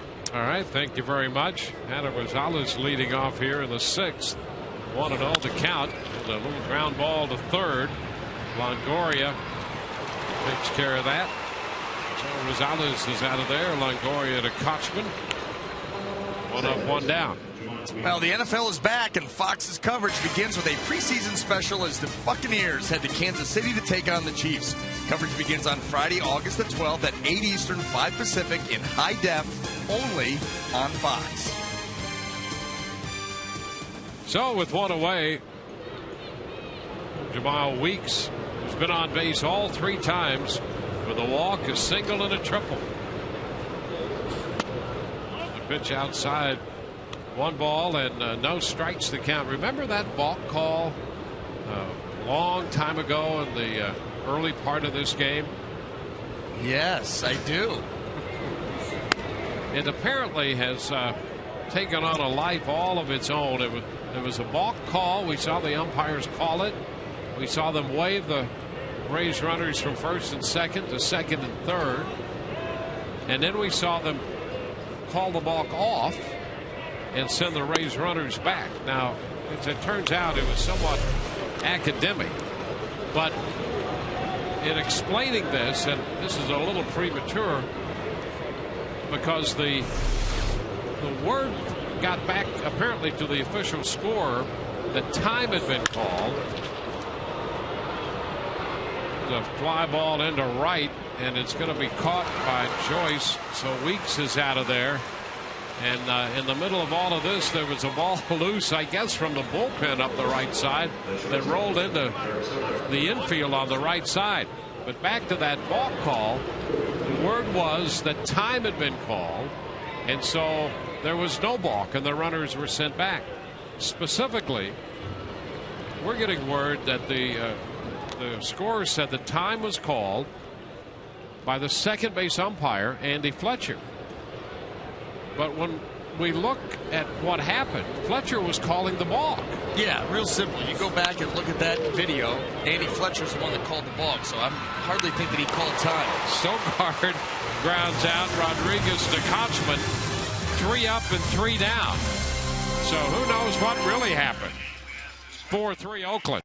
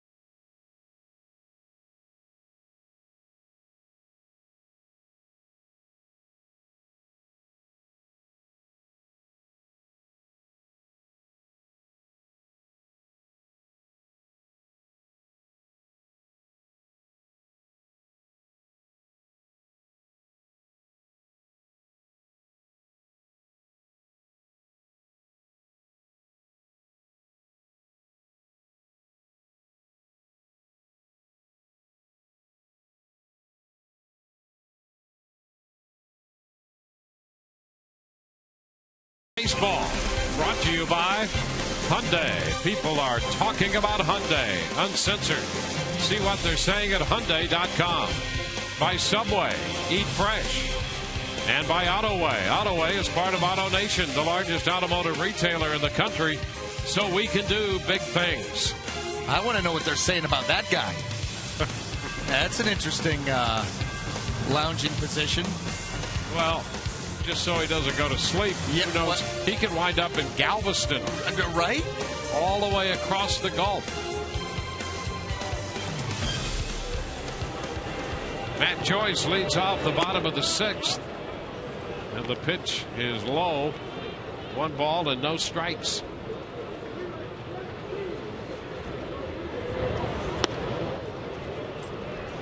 Cahill still out there for Oakland. The Rays down by a run. A 1-1 count.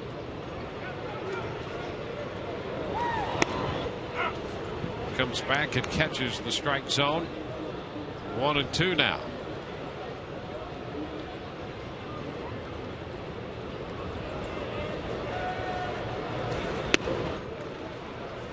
Two and two. It's 4 runs, 7 hits for Oakland. 3 runs, 6 hits for the Rays.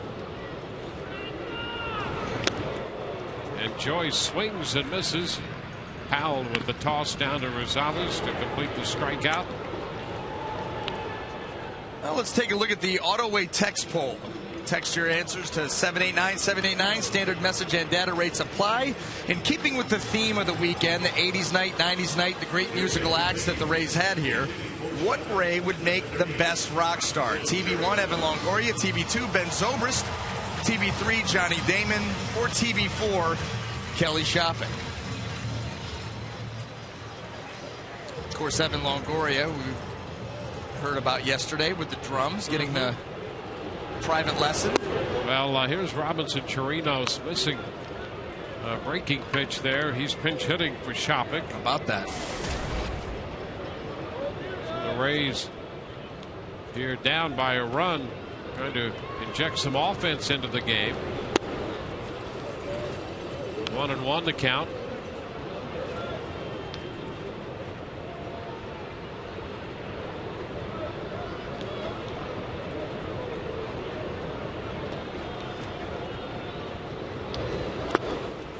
Low. 2 balls and a strike.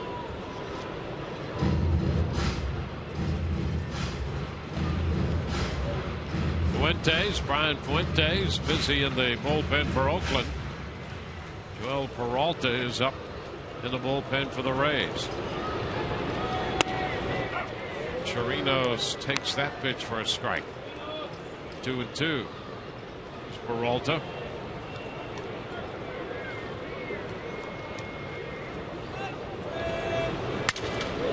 Broken bat, soft liner, foul, and out of the reach of the diving Sizemore. Broke his bat.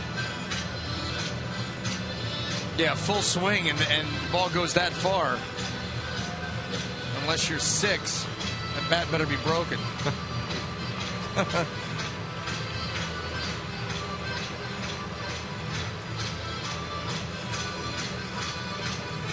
Chirinos off the bench. He had a couple of hits in the game last night.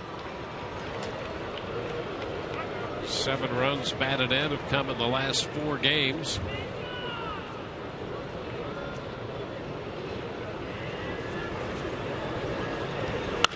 And he fouls this one down into the bullpen.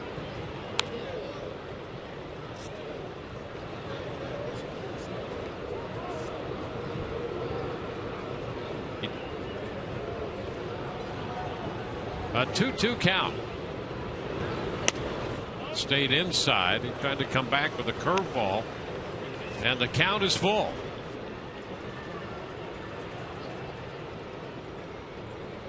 One out, base is empty.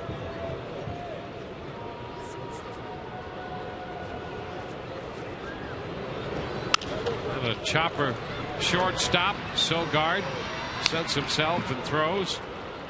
2 gone. Well, the summer is heating up and has been for quite some time. And the Rays, they have a 6-pack offer just for you, Dwayne. The Rays Summer Select 6-pack enables you to choose your games in August. There's a few left and starts at just $48. Visit RaysBaseball.com or you can call 888-FAN-RAYS today. And I mean do it today because the games are running out. There is a sense of urgency there. Sean Rodriguez takes a pitch high. 1 ball, no strikes. There's not many more than 6 games left in August, so jump on it. 1-1. Therefore, the sense of urgency.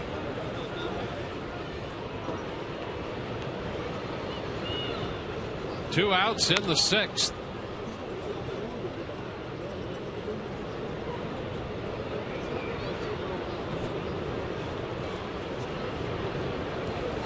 Ground ball. Shortstop. Sogard. Long throw this time, and Rodriguez is the 3rd out. 1-2-3. We head into the 7th inning. Matsui, Willingham, and DeJesus due up for Oakland. 4-3. A's lead the Rays.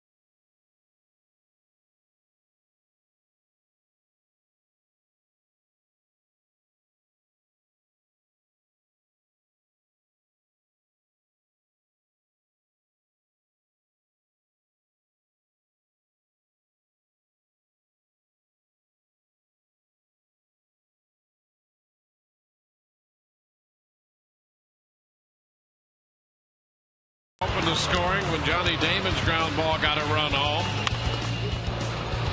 Ryan Sweeney single home David DeJesus in the 4th. Casey Kochman homered to lead off the 4th inning. At the time the Rays were down 3-1. They scored another run on the Jennings base hit. Oakland back with a big 3-run 5th. Taking the lead. Matsui's home run, the key blow. Wild pitch allowed the go-ahead run to score, and it's 4-3. Joel Peralta leads off and comes on the pitch, and Matsui leads off, taking the pitch for a strike. Joel Peralta well used, on for the 54th time. 48 2/3 innings. 41 strikeouts, and the opponent's average just above 200.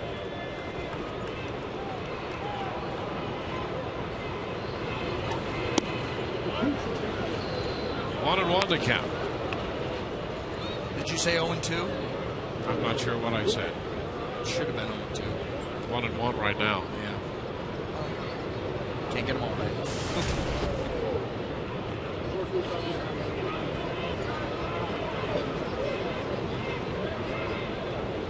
Should take another look at that just to see if it should be 0-2. It's 1-2 now.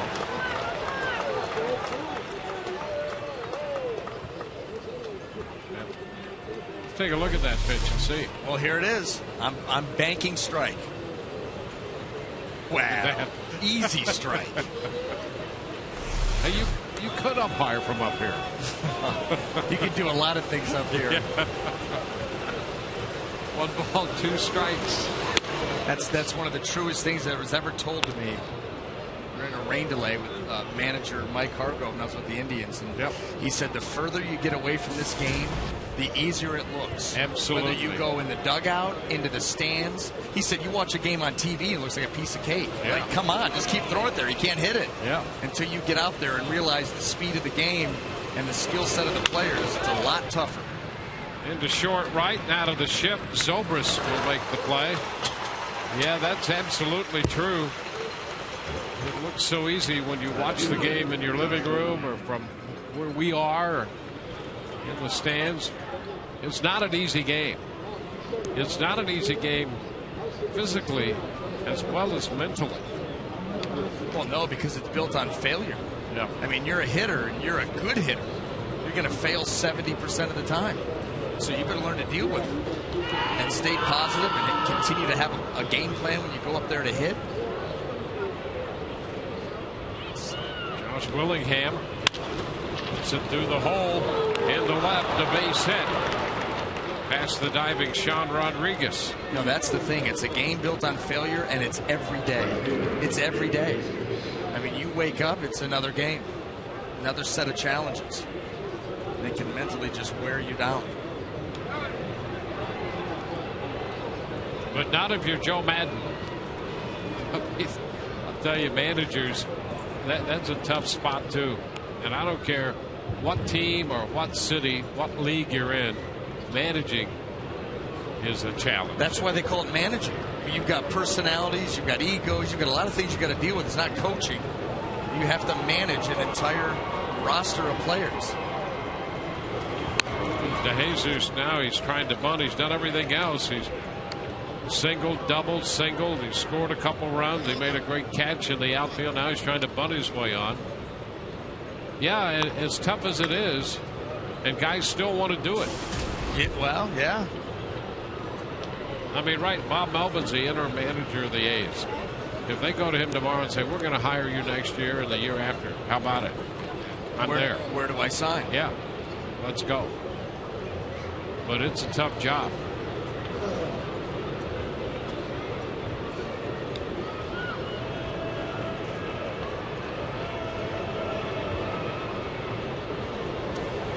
Ground ball by the mound. Zobrist flips it to Rodriguez and over to first. They get the double play. 4-6-3. So the Rays turn a double play. They come in to hit in the bottom of the seventh inning stretch. 4-3 Oakland.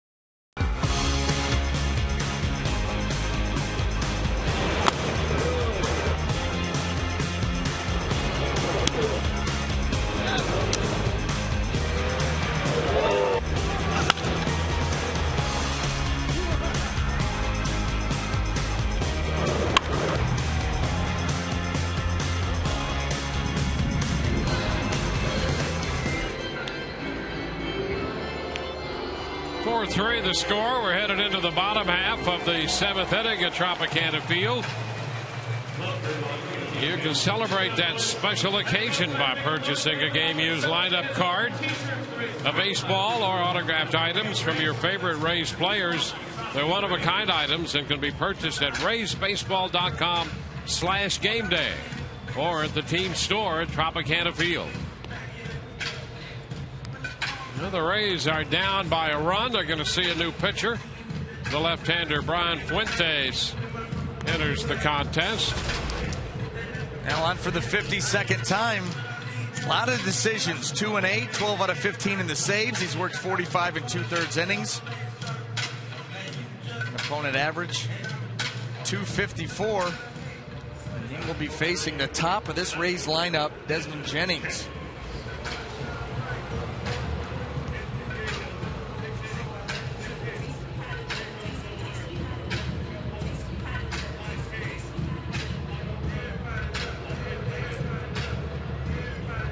Top of the order, Desmond Jennings. Bunted his way on in the third, singled home a run in the fourth inning. Damon and then Longoria to follow. Desmond fouls the first pitch out of play. Trevor Cahill departs after 6 innings. He made 112 pitches. Gave the Rays 3 earned runs on 6 hits. He struck out 5 and walked 2, hit a man. Gave up a home run to Kochman.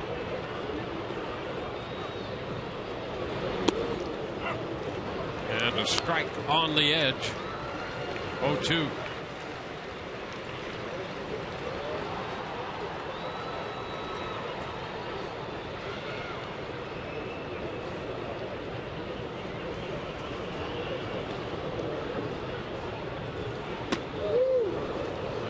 His feet.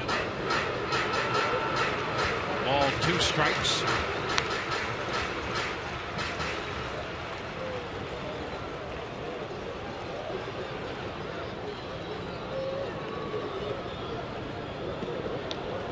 Fuentes pitched an inning here Friday night. High fly ball lifted into right. Jesus is there. 1 out in the bottom of the 7th.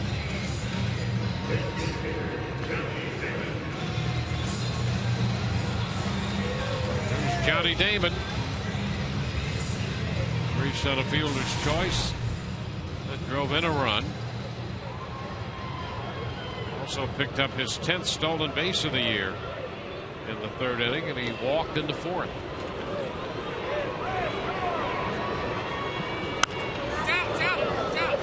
Right back out of play. Strike 1.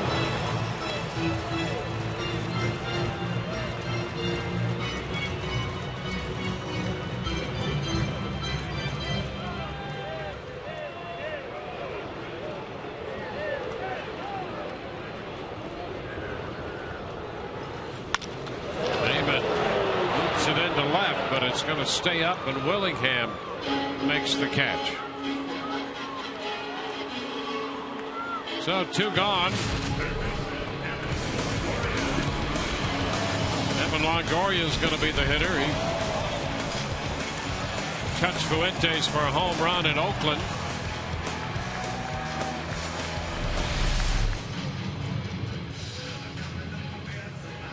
Bob Melvin heads to the mound. So Fuentes getting Jennings and Damon. We'll be back in a moment.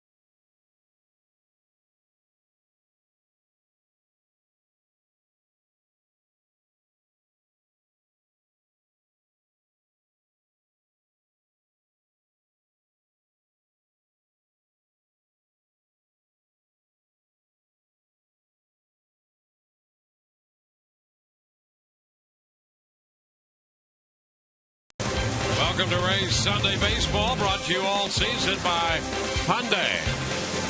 2 outs in the 7th inning. The left-hander Fuentes getting the first 2 men in the Rays lineup. Now Evan Longoria is due, and Oakland goes to the bullpen for the former Ray, Grant Balfour.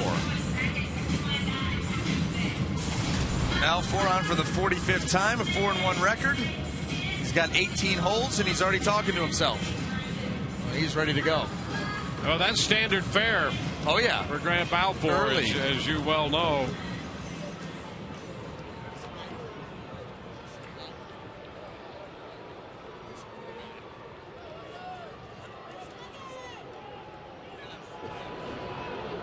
Now Longoria looking for his first hit, and he takes the fastball high.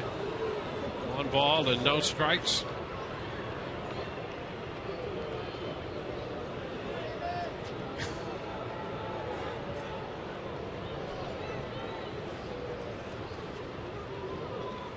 There's a long drive deep to left, and that baby's gone. How about that? Evan Longoria hits a 1-0 fastball out of here.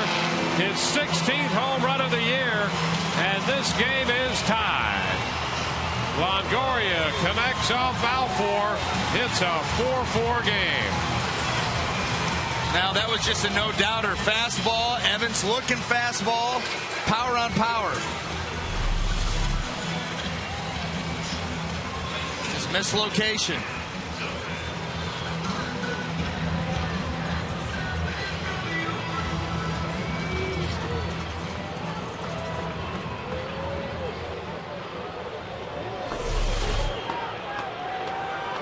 Well, Longoria lowers the boom.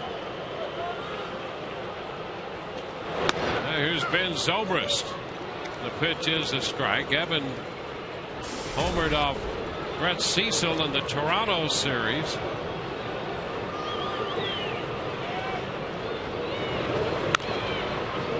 It's bounced foul.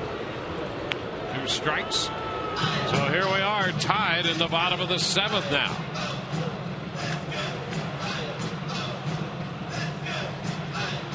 That's another thing that makes managing so difficult. Fuentes, who'd given up the home run to Longoria in Oakland, leaves in favor of the righty-on-righty Balfour and Longoria. And Evan hits the ball out to tie the game.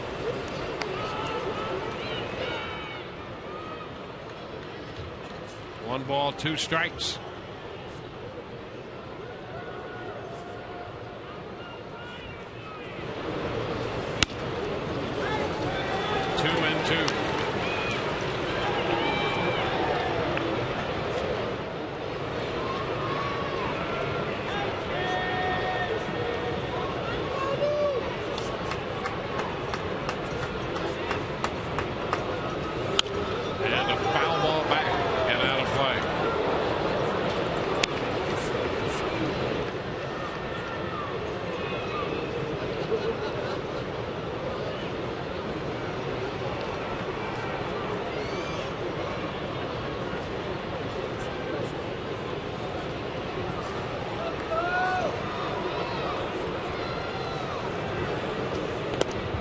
Dirt.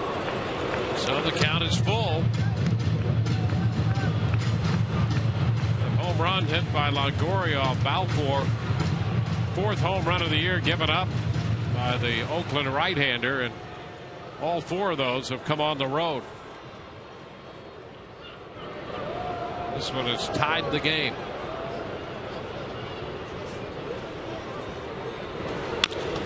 And a tap foul. We'll see another 3-2 pitch.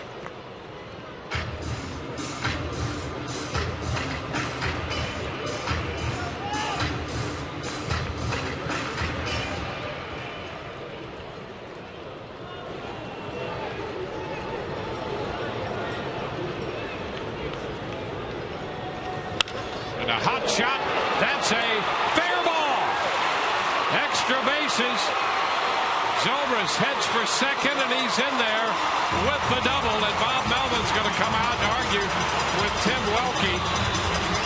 There was a little delay there as Welke had to get out of the way and look back, and and then call it fair. I'll tell you what, off the bat, from our perspective, I thought that ball was foul.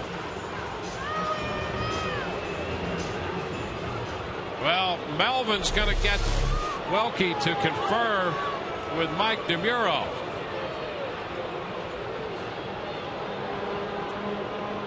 That looks foul, or about as close as you can get. You can see. Well, now DeMuro's going to say that it's foul, and here comes Joe Madnow. Of course, Joe's points, who's going to call it? The guy closer to it? Right. Or the guy who's in the next county? That's going to be the line of argumentation here.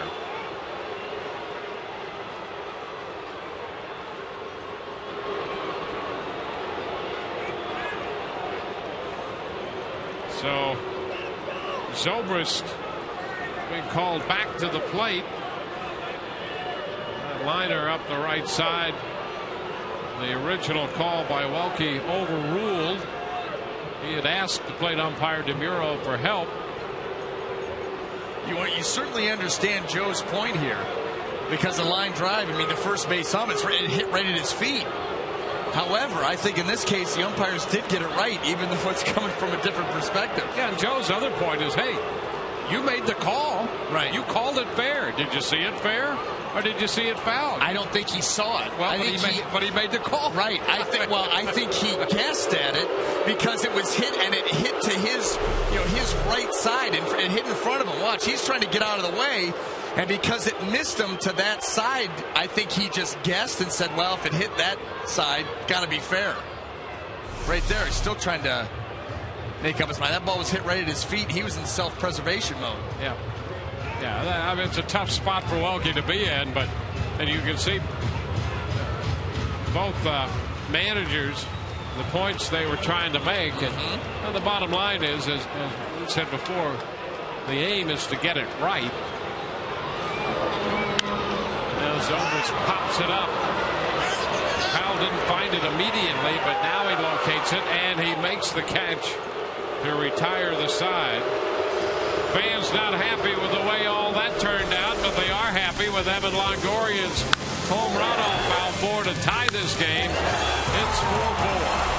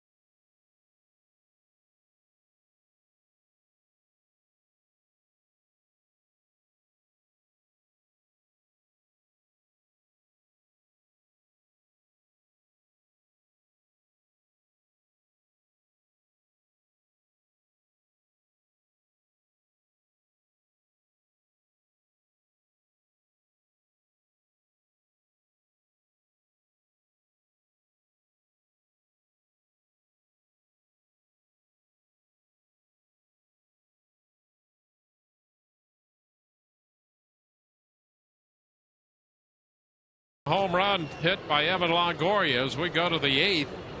Scott Sizemore in there facing Joel Peralta. The pitch is down and away.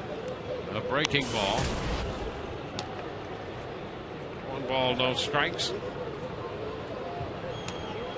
So Balfour and Peralta at the moment the pitchers of record. And a tie game headed into the 8th inning here.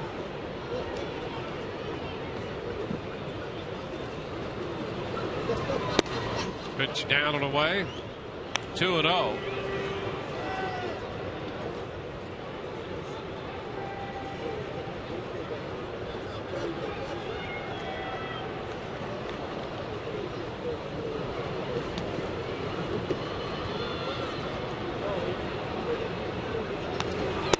The pitch is a strike call. 2-1. Sweeney is on deck. And then Powell.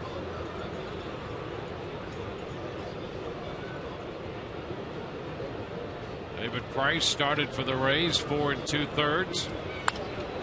Foul right back into the screen, 2-2. Price gave up 4 runs on 7 hits in 4 2/3.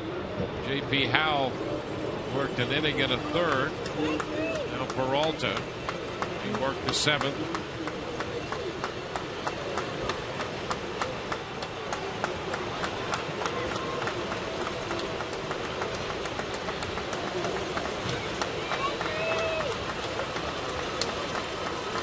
The 2-2 and a swing and a miss, but cut Sizemore out of there.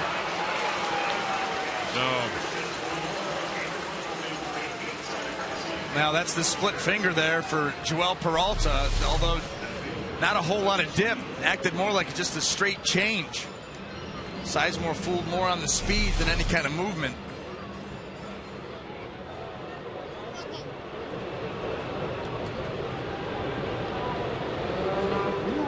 Ryan Sweeney.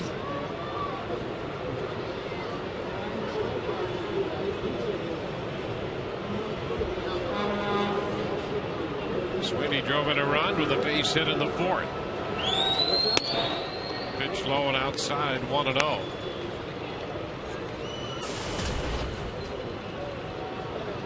Price struck out 7. Howell struck out 1, and Peralta just picked up his first strikeout.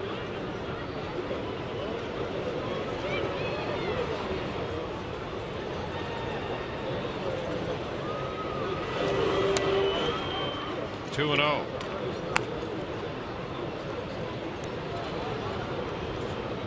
Blue Jays have beaten the Orioles 7-2. Brett Lowry hit his first home run.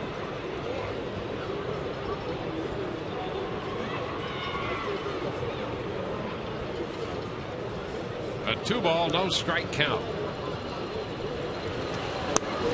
Sweeney takes ball 3 away.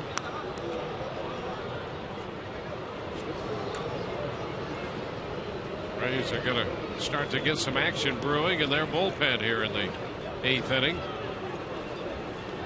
Jake McGee just now starting to loosen.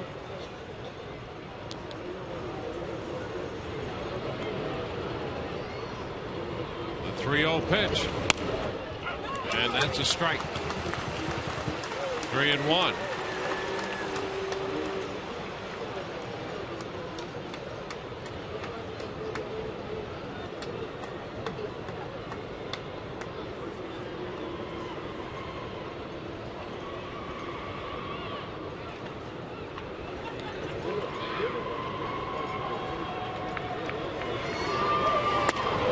And there's ball 4. So Oakland now with a base runner on the base on balls. Sweeney heads to first. The Rays are going to talk it over here.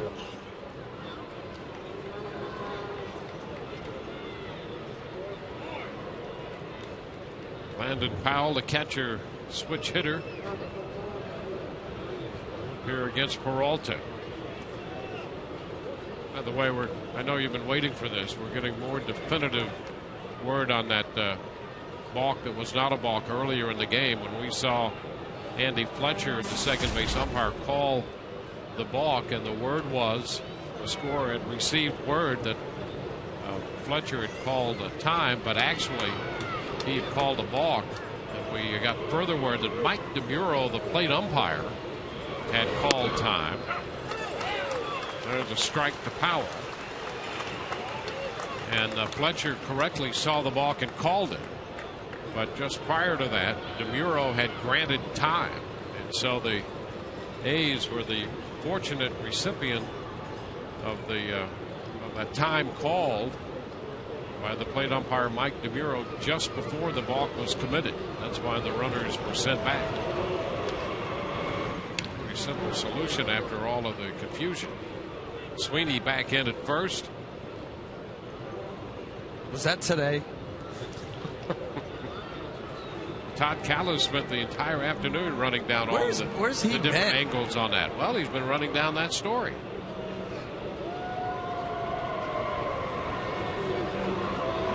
The line drive in the center, a base hit.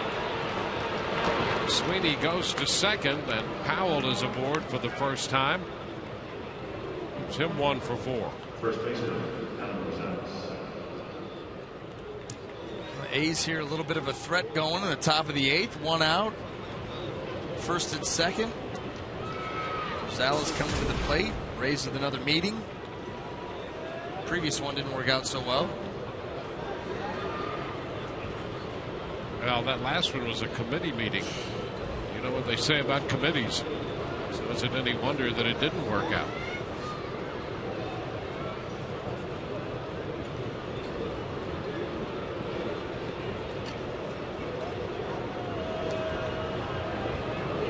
So now here's Adam Rosales. The breaking ball is outside. 1 ball and no strikes.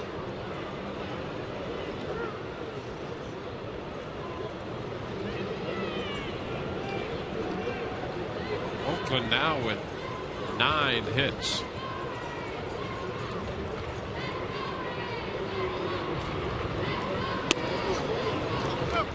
This one drops slow. 2-0.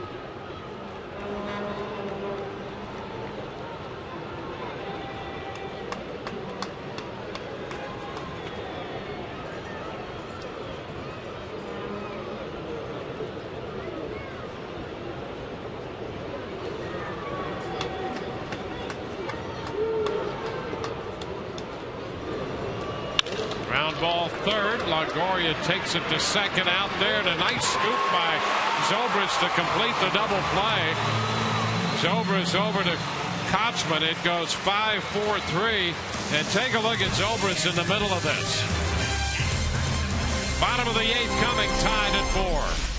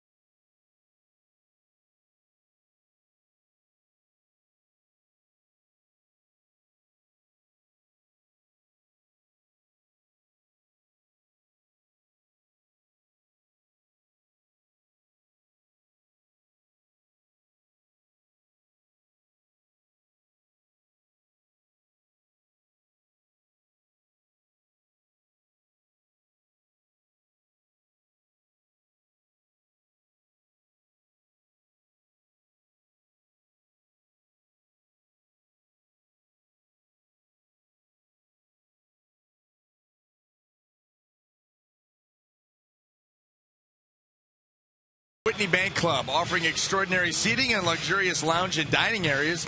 The Whitney Bank Club features an upscale full menu buffet and inclusive drink options. Call 888-FAN-RAYS or go to RaysBaseball.com to purchase tickets or for more information.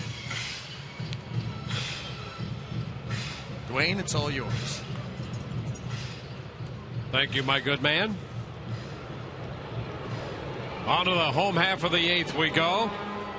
Casey Kochman, who's up to 335 now with a home run and a base hit.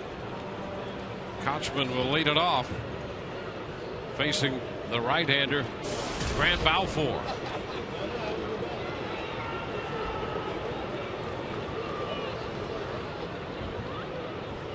Casey hit the ball very hard his last time up. Swing and a miss. He drove it to the wall and right in the fifth, following the fourth inning home run when he hit the foul pole. A little bit out in front on a changeup, but he kept his hands back long enough. Gets it off the foul pole, and then you're right. The last at bat, he hit a rocket out there to the wall that David DeJesus was able to track down. 1-1 the count.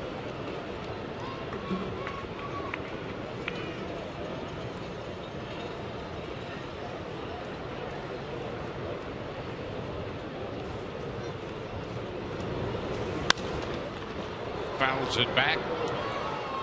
Takes the count to 1-2 on the fastball. Foul the other way.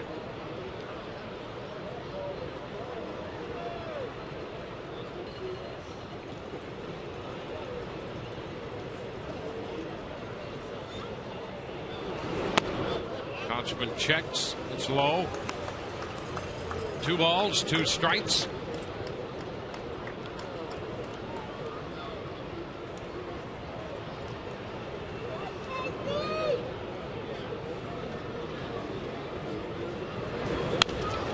Foul back.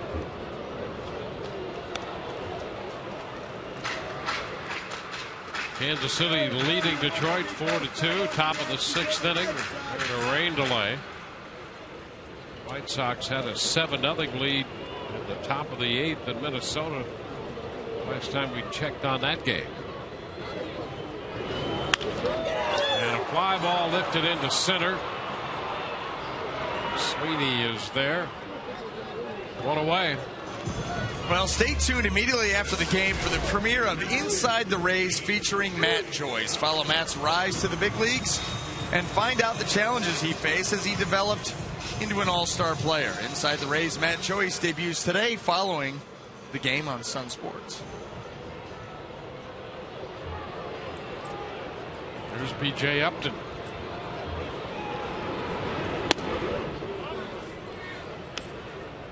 A ball, no strikes.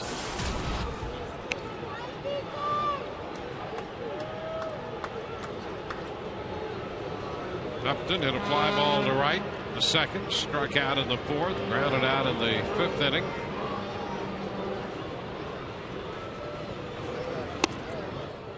And Balfour throws the fastball by him. Trevor Cahill started, pitched 6 innings. Fuentes 2/3, and Balfour a 1/3 to finish off the 7th, following a home run by Longoria. Now Balfour has retired Kochman in the 8th and has gone 1-1 here with B.J. Upton. 1-2.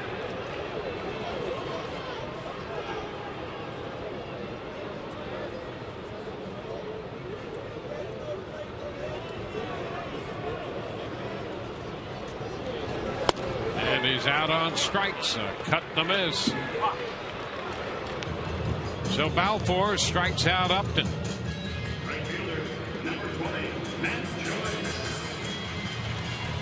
Here's Matt Joyce.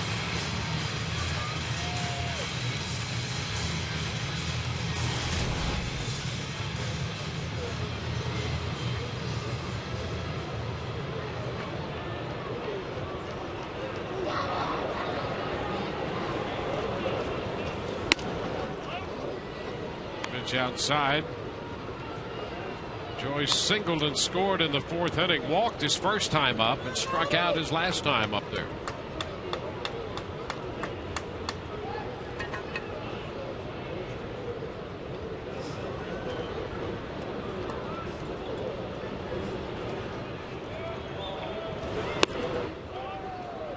He takes the pitch down. 2-0.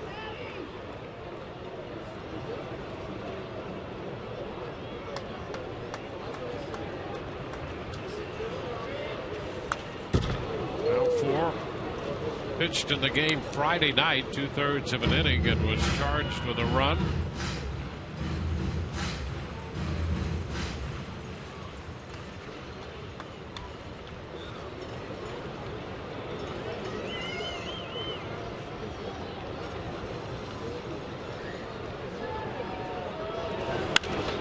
High popper, right side. Gonzalez down there for it, but it's going to be out of play. Well back into the stands. So it's 2-2.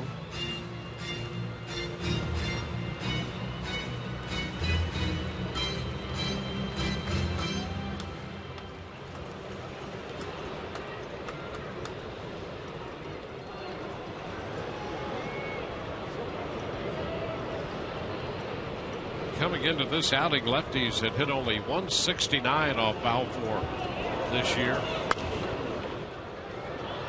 Joyce fouls it back.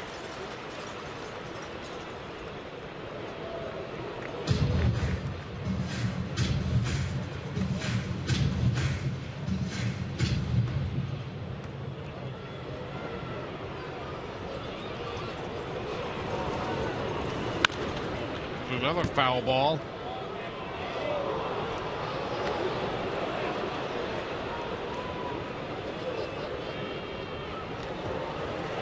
Bottom of the 8th, the Rays and the Oakland Athletics concluding their season series.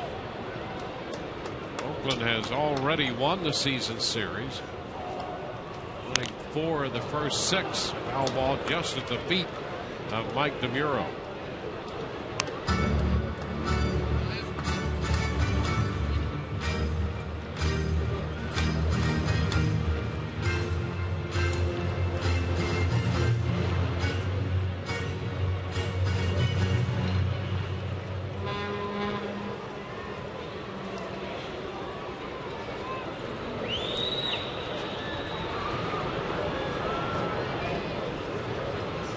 Be the 8th pitch of this at bat on its way, and it's lifted into left center. Willingham moving in from left.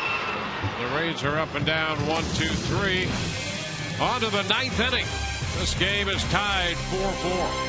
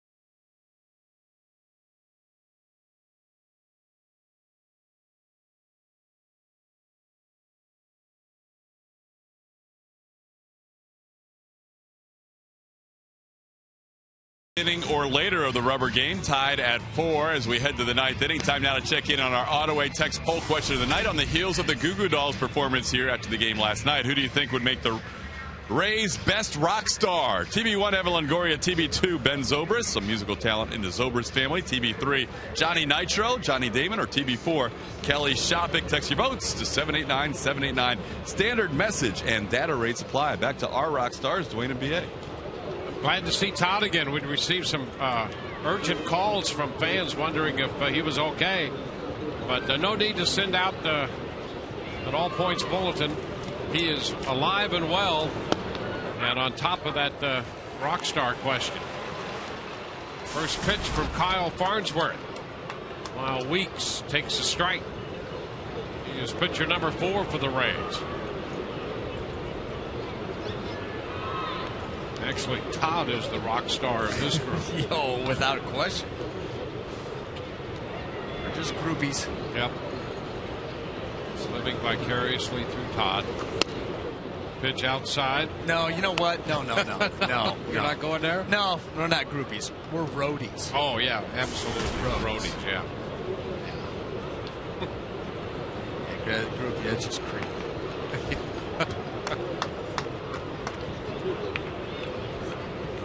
A 1-1 count here to Weeks. So 2 scoreless innings from Peralta.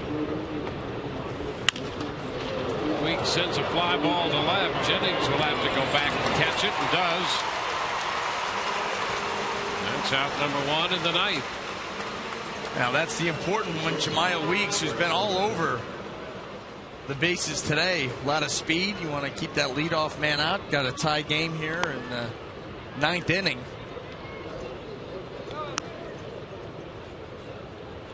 Big first out. Oh, it's Eric Sogard playing shortstop in this game, getting a start. Farnsworth, so the pitch a little bit high. 1 ball, no strikes.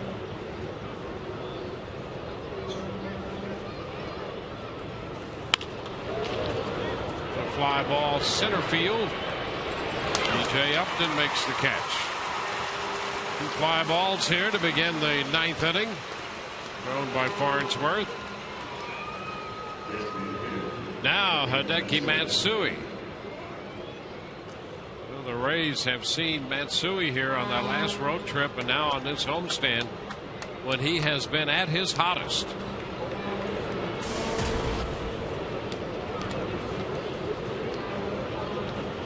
Home run coming off of David Price, a fastball that got away from him, up and in. Since the All-Star break, Matsui has just been red hot.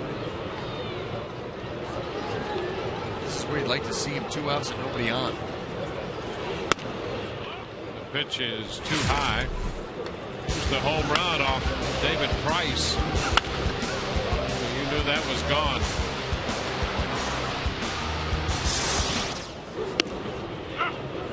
Strike around the knees, 1-1.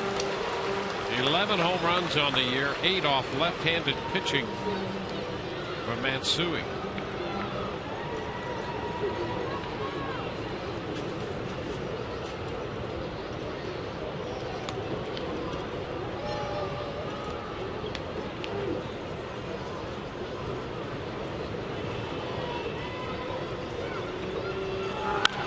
Ground ball, foul. 1-2.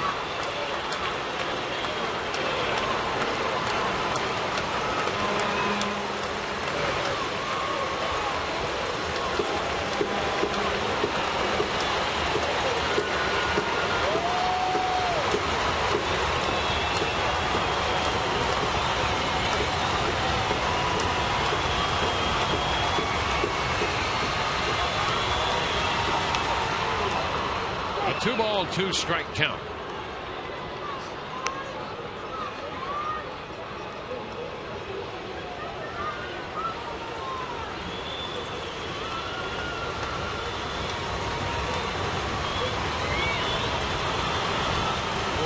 Charged to Price. Farnsworth, pitcher number 4. And a high fly ball back to right center field. Joyce there, so is Upton, and BJ makes the catch to retire the side. 1, 2, 3, go the A's. 4-4, bottom of the 9th coming.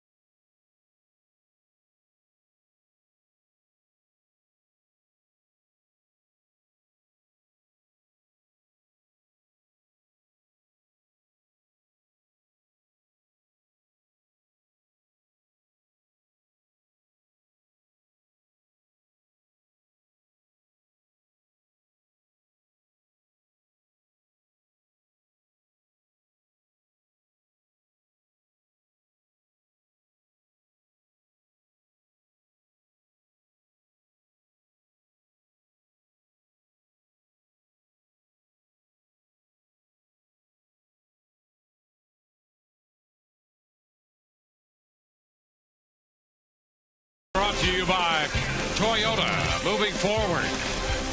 Tires Plus, the buzz is in everything we do. By Checkers, feast on. And by Mercedes-Benz, located on the web at MBUSA.com.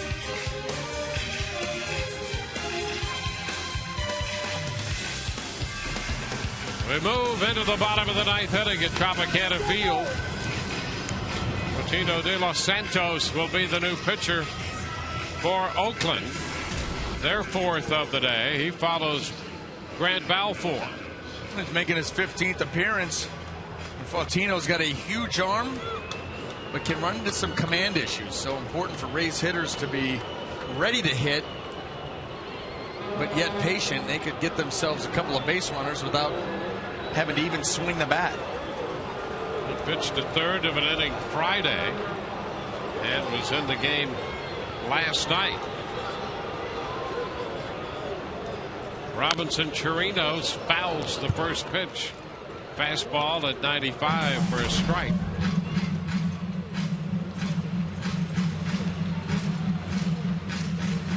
Chirinos, Rodriguez, and Jennings due up.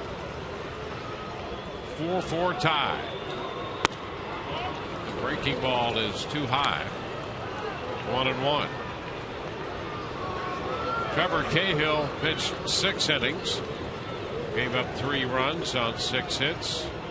Fuentes 2/3 of an inning, and Balfour an inning and a third, allowing a run on the Longoria home run.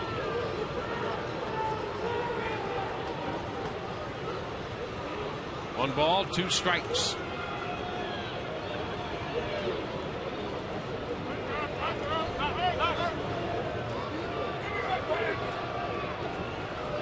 Chirinos entered the game in the 6th inning, pinch hitting and grounded out. And is out on strikes here to start the bottom of the ninth. Well, the big fastball by De Los Santos, and then he follows that up with this breaking ball. Look at this thing just slide right to the outside corner, and Chirinos, there it is, out in front. He did a good job of loading up that outside corner. Yep. To Chirinos.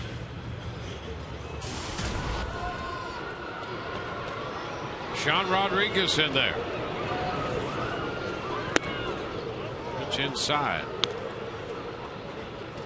Sean was hit by a pitch and scored a run in the third when he also stole a base. It's too high. 2-0. Rodriguez had a base hit in the 4th and grounded short to first in the 6th inning.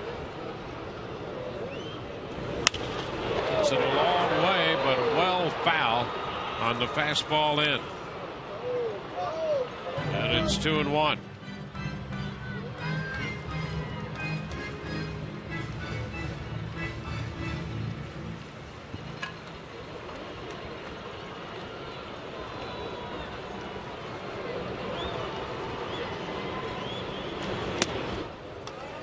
Three balls and a strike.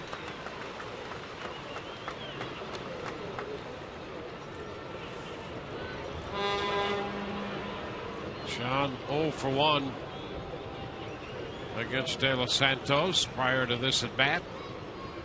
3-1 to count. And he fouls it. Fastball at 96.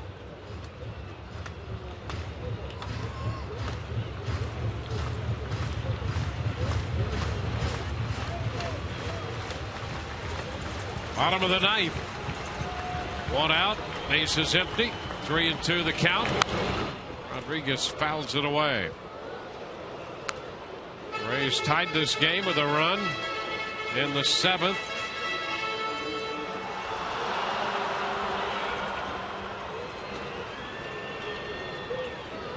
Rodriguez to see another 3-2 pitch. And he fouls this one.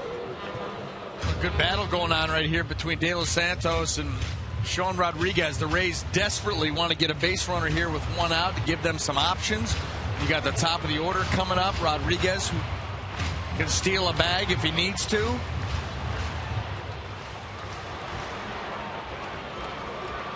He's fouled away a couple of 3-2 deliveries. Here's the third one. And he hits a fly ball to center. Brian Sweeney is there to make the catch. So 2 outs with the bases empty, and we'll go to the top of the order. Desmond Jennings.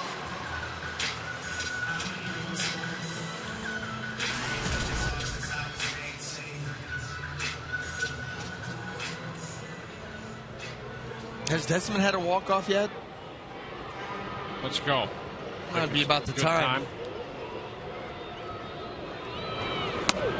Pitch too high and up over his head. A breaking ball that did more spinning than breaking. 1-0.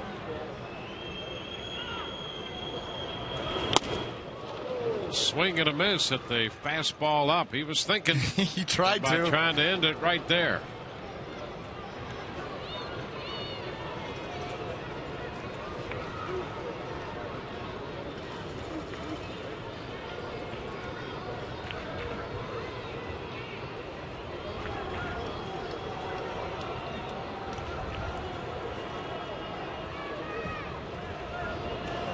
Desmond takes one close. 2-1.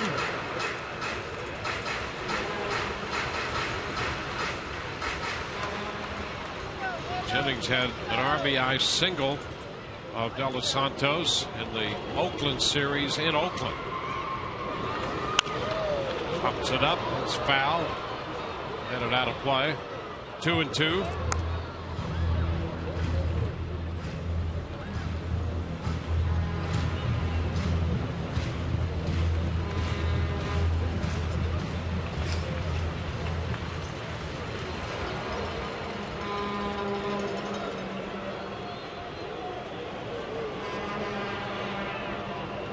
Santos delivers, and there's a little looper in the shallow center.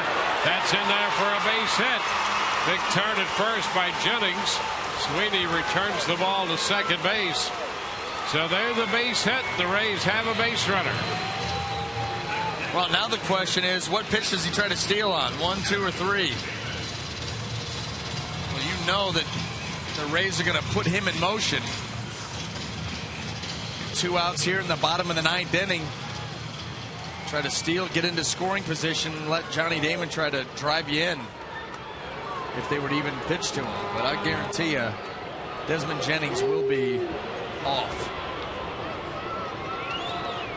And a pitch out, but nothing doing on that first one. So they draw a 1-0 count on the pitch out.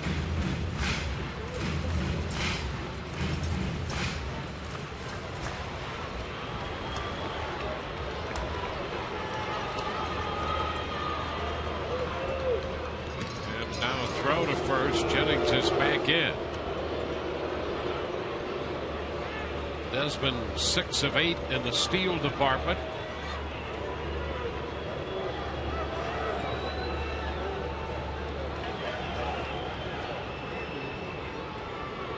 He goes and stops, and the pitch is a ball.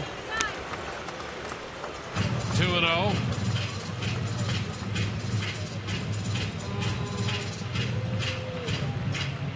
Santos retired Chirinos and Rodriguez before Jennings singled. 2-0 the count to Damon.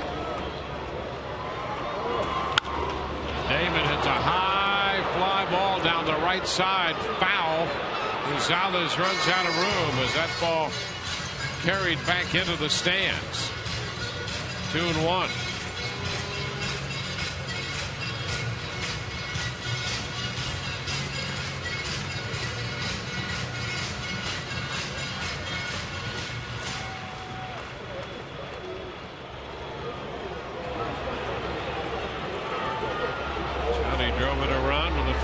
Choice in the third. The pitch is down. 3 balls and a strike.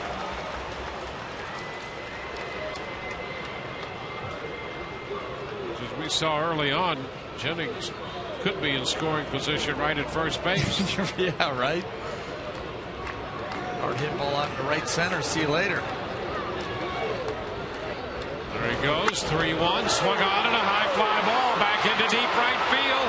DeJesus going back to the wall. Oh, and he makes the catch right in front of the wall. Johnny Damon hit a towering fly ball about as far as you could hit it and keep it in the ballpark. We're headed into extra innings, 4-4.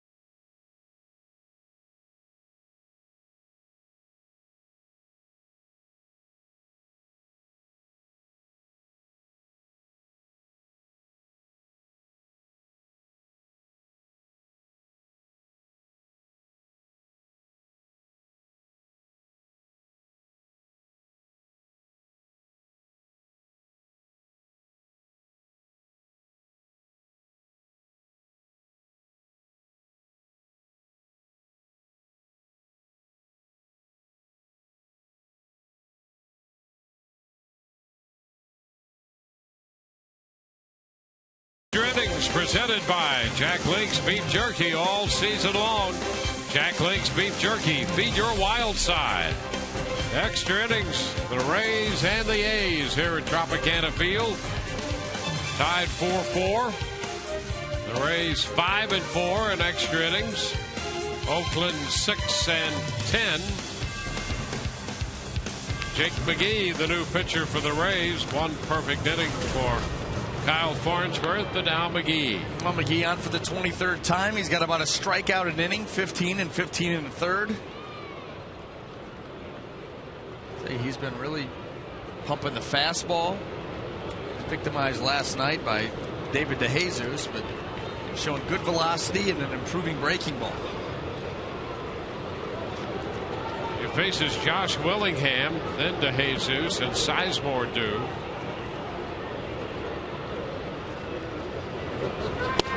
And the pitch is a strike. Fastball at 95 to start things.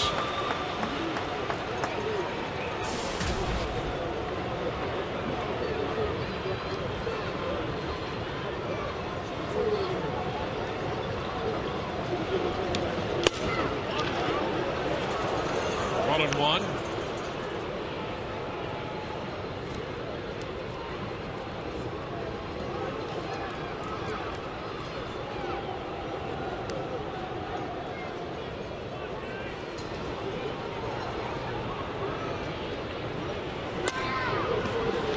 Takes a look at a fastball down.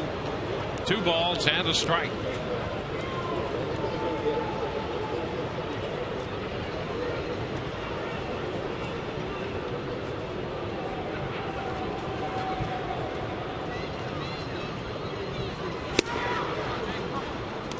Now it's a 3-1 count.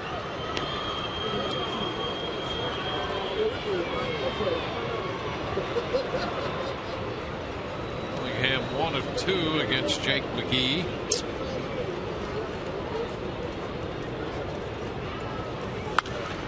And pops it up foul. Carries back into the seats.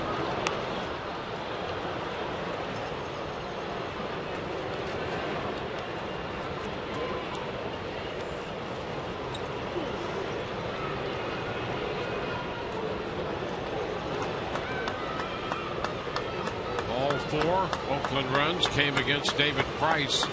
He made 110 pitches in just 4 2/3 innings today. 3-2 and a long one to left. Jennings all the way to the wall, and that's going to get out of here. A fastball, 3-2 fastball, and Willingham turns it around and gives Oakland a 5-4 lead. Well, you see fastball after fastball after fastball. You start to time it up a little bit, and Willingham got a mistake there in the inner half.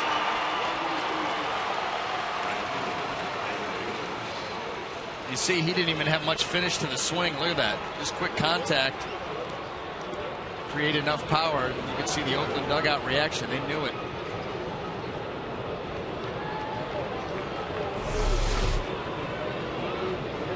There's David DeJesus. He homered last night off Jake. He had a fastball out to right. Picks a fastball mid-90s for ball one. This time up.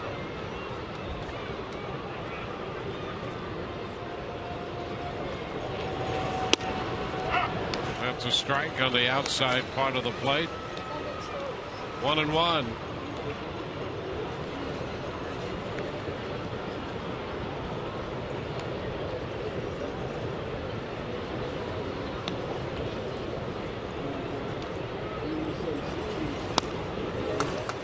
Ball, 2 strikes, and something different to ponder. That's that little Snapdragon breaking ball Jake McGee has brought back with him from Durham. It's a nice little pitch.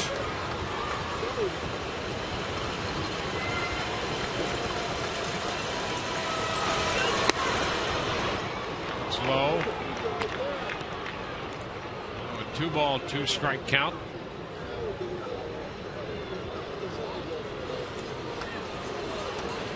The A's did have Christian Magnuson up in the bullpen, but now with a lead, Andrew Bailey is up.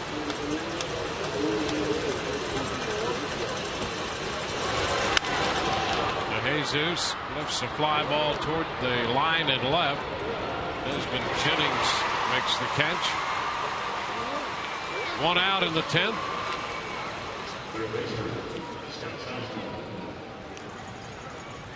That's Bailey, their closer.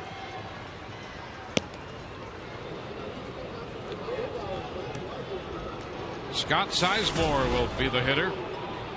He's walked, struck out, walked, and struck out again.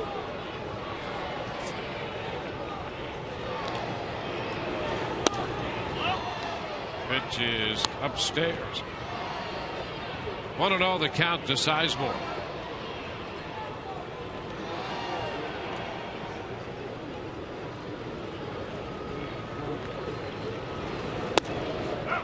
Strike around the knees.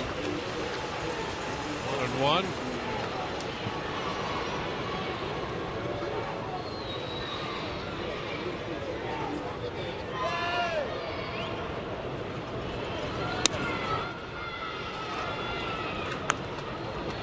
A 2-1 count.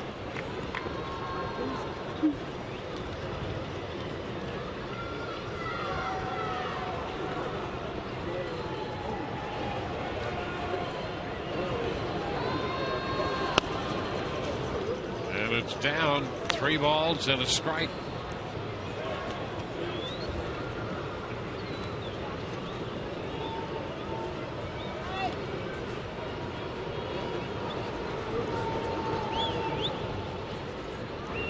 One foul right back into the screen. Full count.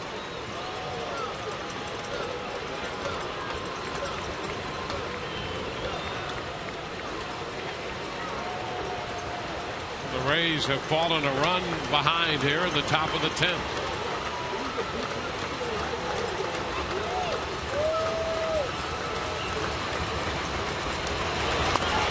And ball 4 is upstairs. A home run, a fly ball to left, and now a walk. Ryan Sweeney will be the hitter, and Jim Hickey's going to trot to the mound. Meanwhile, Cesar Ramos, who just rejoined the club, recalled from Durham, with Alex Cobb going on the DL. So Ramos is busy in the bullpen up the right side. You know, that last delivery there by Jake McGee, you know, he had worked in pretty good rhythm, 3-2 count, and then all of a sudden, like, quick twitch with the hands and the leg, almost trying to, like he was just anticipating, like geeked up for one pitch. Really looked out of rhythm. Watch how quick he gets with his hands and legs. Quicker than normal. And that's in slow motion. Fast motion, it was, I mean, you really could notice it. And consequently, arm doesn't catch up, rush to the plate, and leave the ball up.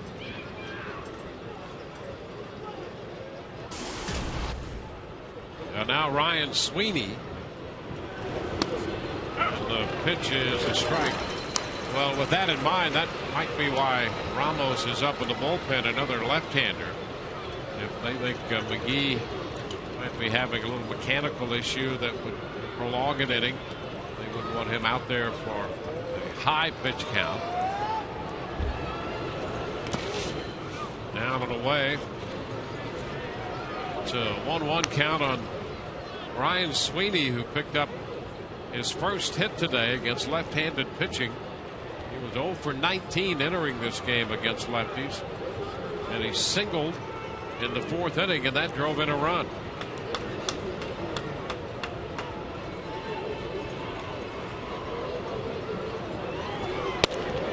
That's a strike. And around the knees. 1-2.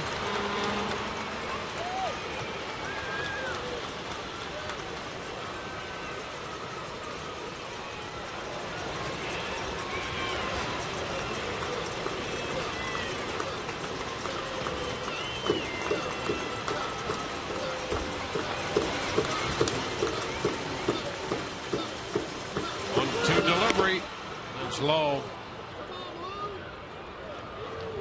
A slider on that pitch. The count is 2-2.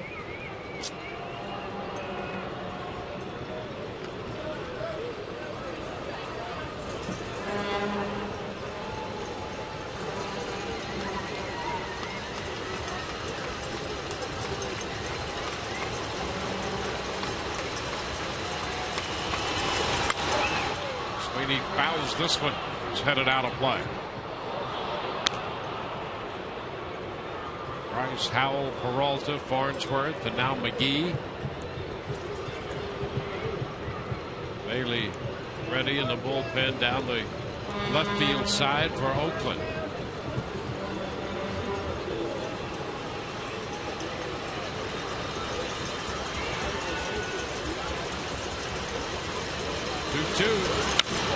Chopper to second. Zobrist gets the tag. Quick throw to first in time for the 4-3 double play. So they get the double play ball. A run scores on the home run. We go to the bottom of the 10th. Longoria to lead it off. Rays down by a run.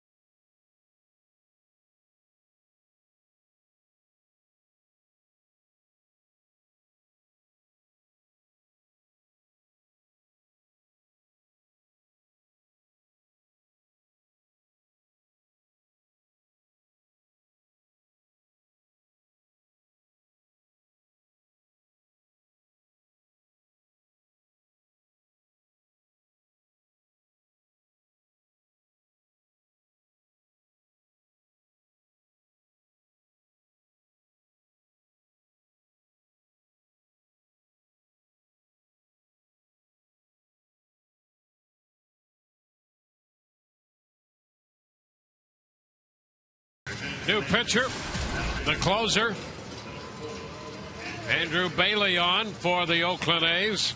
The Rays down 5-4. 12 out of 14 in the saves, an ERA of just over 2, 24 strikeouts and 22 in the third inning.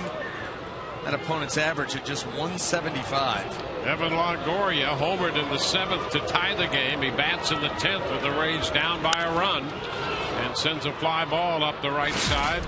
Out of play, strike one. He hit a 1-0 fastball off Grant Balfour into the stands and left in the 7th. A good sign there by Evan, that explosion on the ball up and in. That good torque, the quick bat speed. To see him do it again. He does have a home run off Bailey, but he's behind in the count now. Take that back. He has a hit off Bailey. 1 for 2 against him. Well, that was a tough pitch he saw right there. An 85-mile-an-hour slider that just bore itself into the ground. A ball, 2 strikes. You know, then tease you with that fastball away there, run the count 1-2, and come right back with that slider.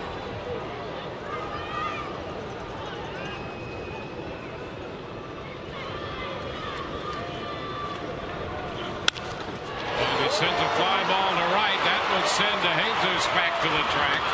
And he makes the catch for the out. 1 out in the bottom of the 10th inning. And that gets Ben Zobrist up. And Zobrist does have a home run off Bailey.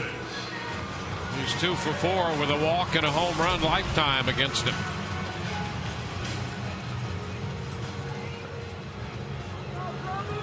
Oh for 4 in this game.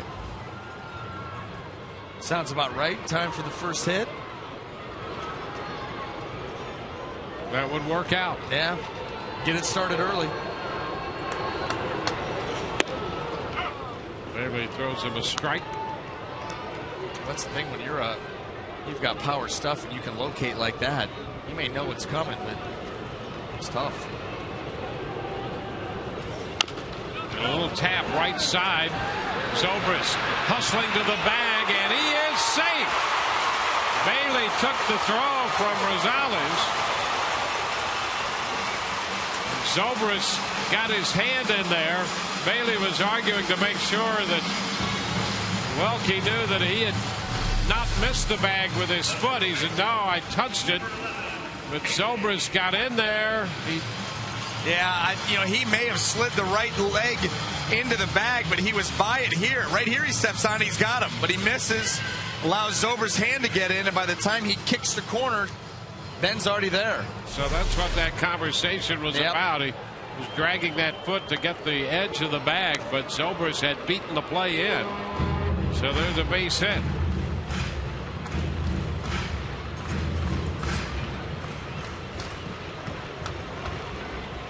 It's Casey Kochman. Casey takes the pitch low. Kochman has a base hit and a home run in this game, getting .334 for the year. He sent DeJesus to the wall on a hard hit line drive back in the 5th inning. He's got a huge hole to work with on the right side with them holding on Ben Zobrist.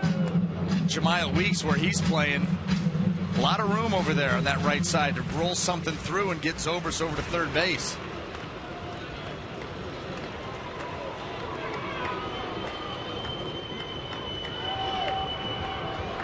1-0. There goes the runner, and the pitch is fouled back.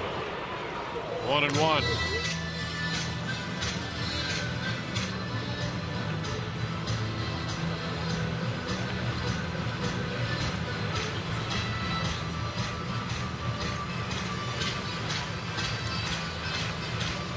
Longoria flying to right.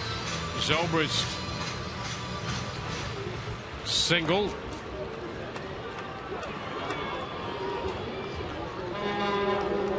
1-1 the count to Kochman.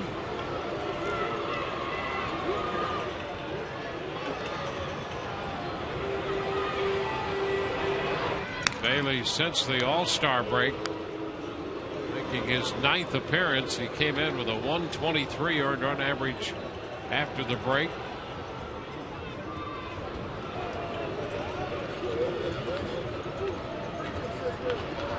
right-hander ready. And a swing and a miss. Kochman took a big cut at that pitch. 1-2. Well, it almost looked like it had a little cut action to it. Now just a powered fastball up above the zone. He was trying to hit that one out and end it. Pitch up just a little above the strike zone. 2 balls, 2 strikes. Casey will pick his spot. He'll take a swing like that. Okay, so he comes up empty. Now it goes back to trying to put together a productive at-bat, put the ball in play, be competitive. That's something that we've seen him do all year long. Does not give at-bats away.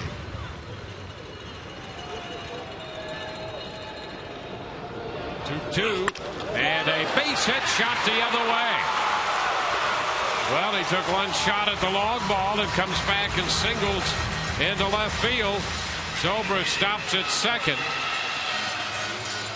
Kochman picking up another hit, his 3rd of the day. Now right here, 2-strike approach. Put it in play. Gets a ball away. Short little stroke. Shoot it the other way. That's what I'm talking about. Now that brings up B.J. Upton, who the other night tripled off Bailey here. Drove in a run. And the Rays won 8-4.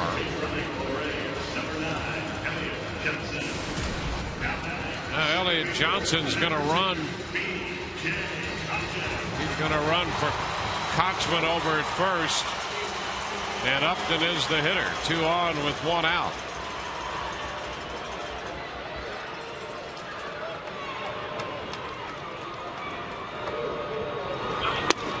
DJ swings and misses.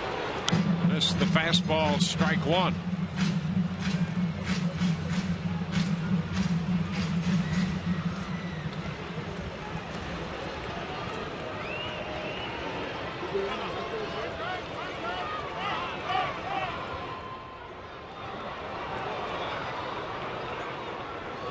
One strike the count on Upton.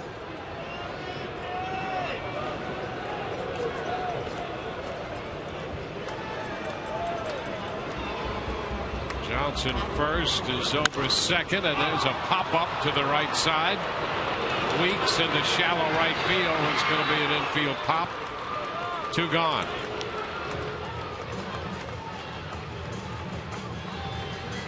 Two outs. That'll be Matt Joyce. Well, stay tuned. Inside the Rays featuring Matt Joyce. And they might have to add an addendum to that if he comes through here. How quickly can you get the tape put to the end? That's right. I guarantee you that will be an uptick in viewers. Oh yeah. Walked and singled. Around. Officially 1 for 3. And he shoots it foul down near the bullpen. Strike 1. Joyce is 0 for 2 with a strikeout against Bailey.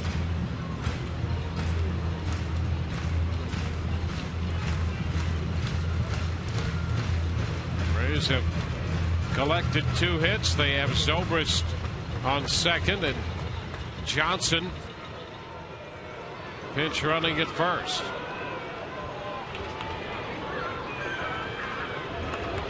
The 0-1. And a foul back fastball. 2 strikes.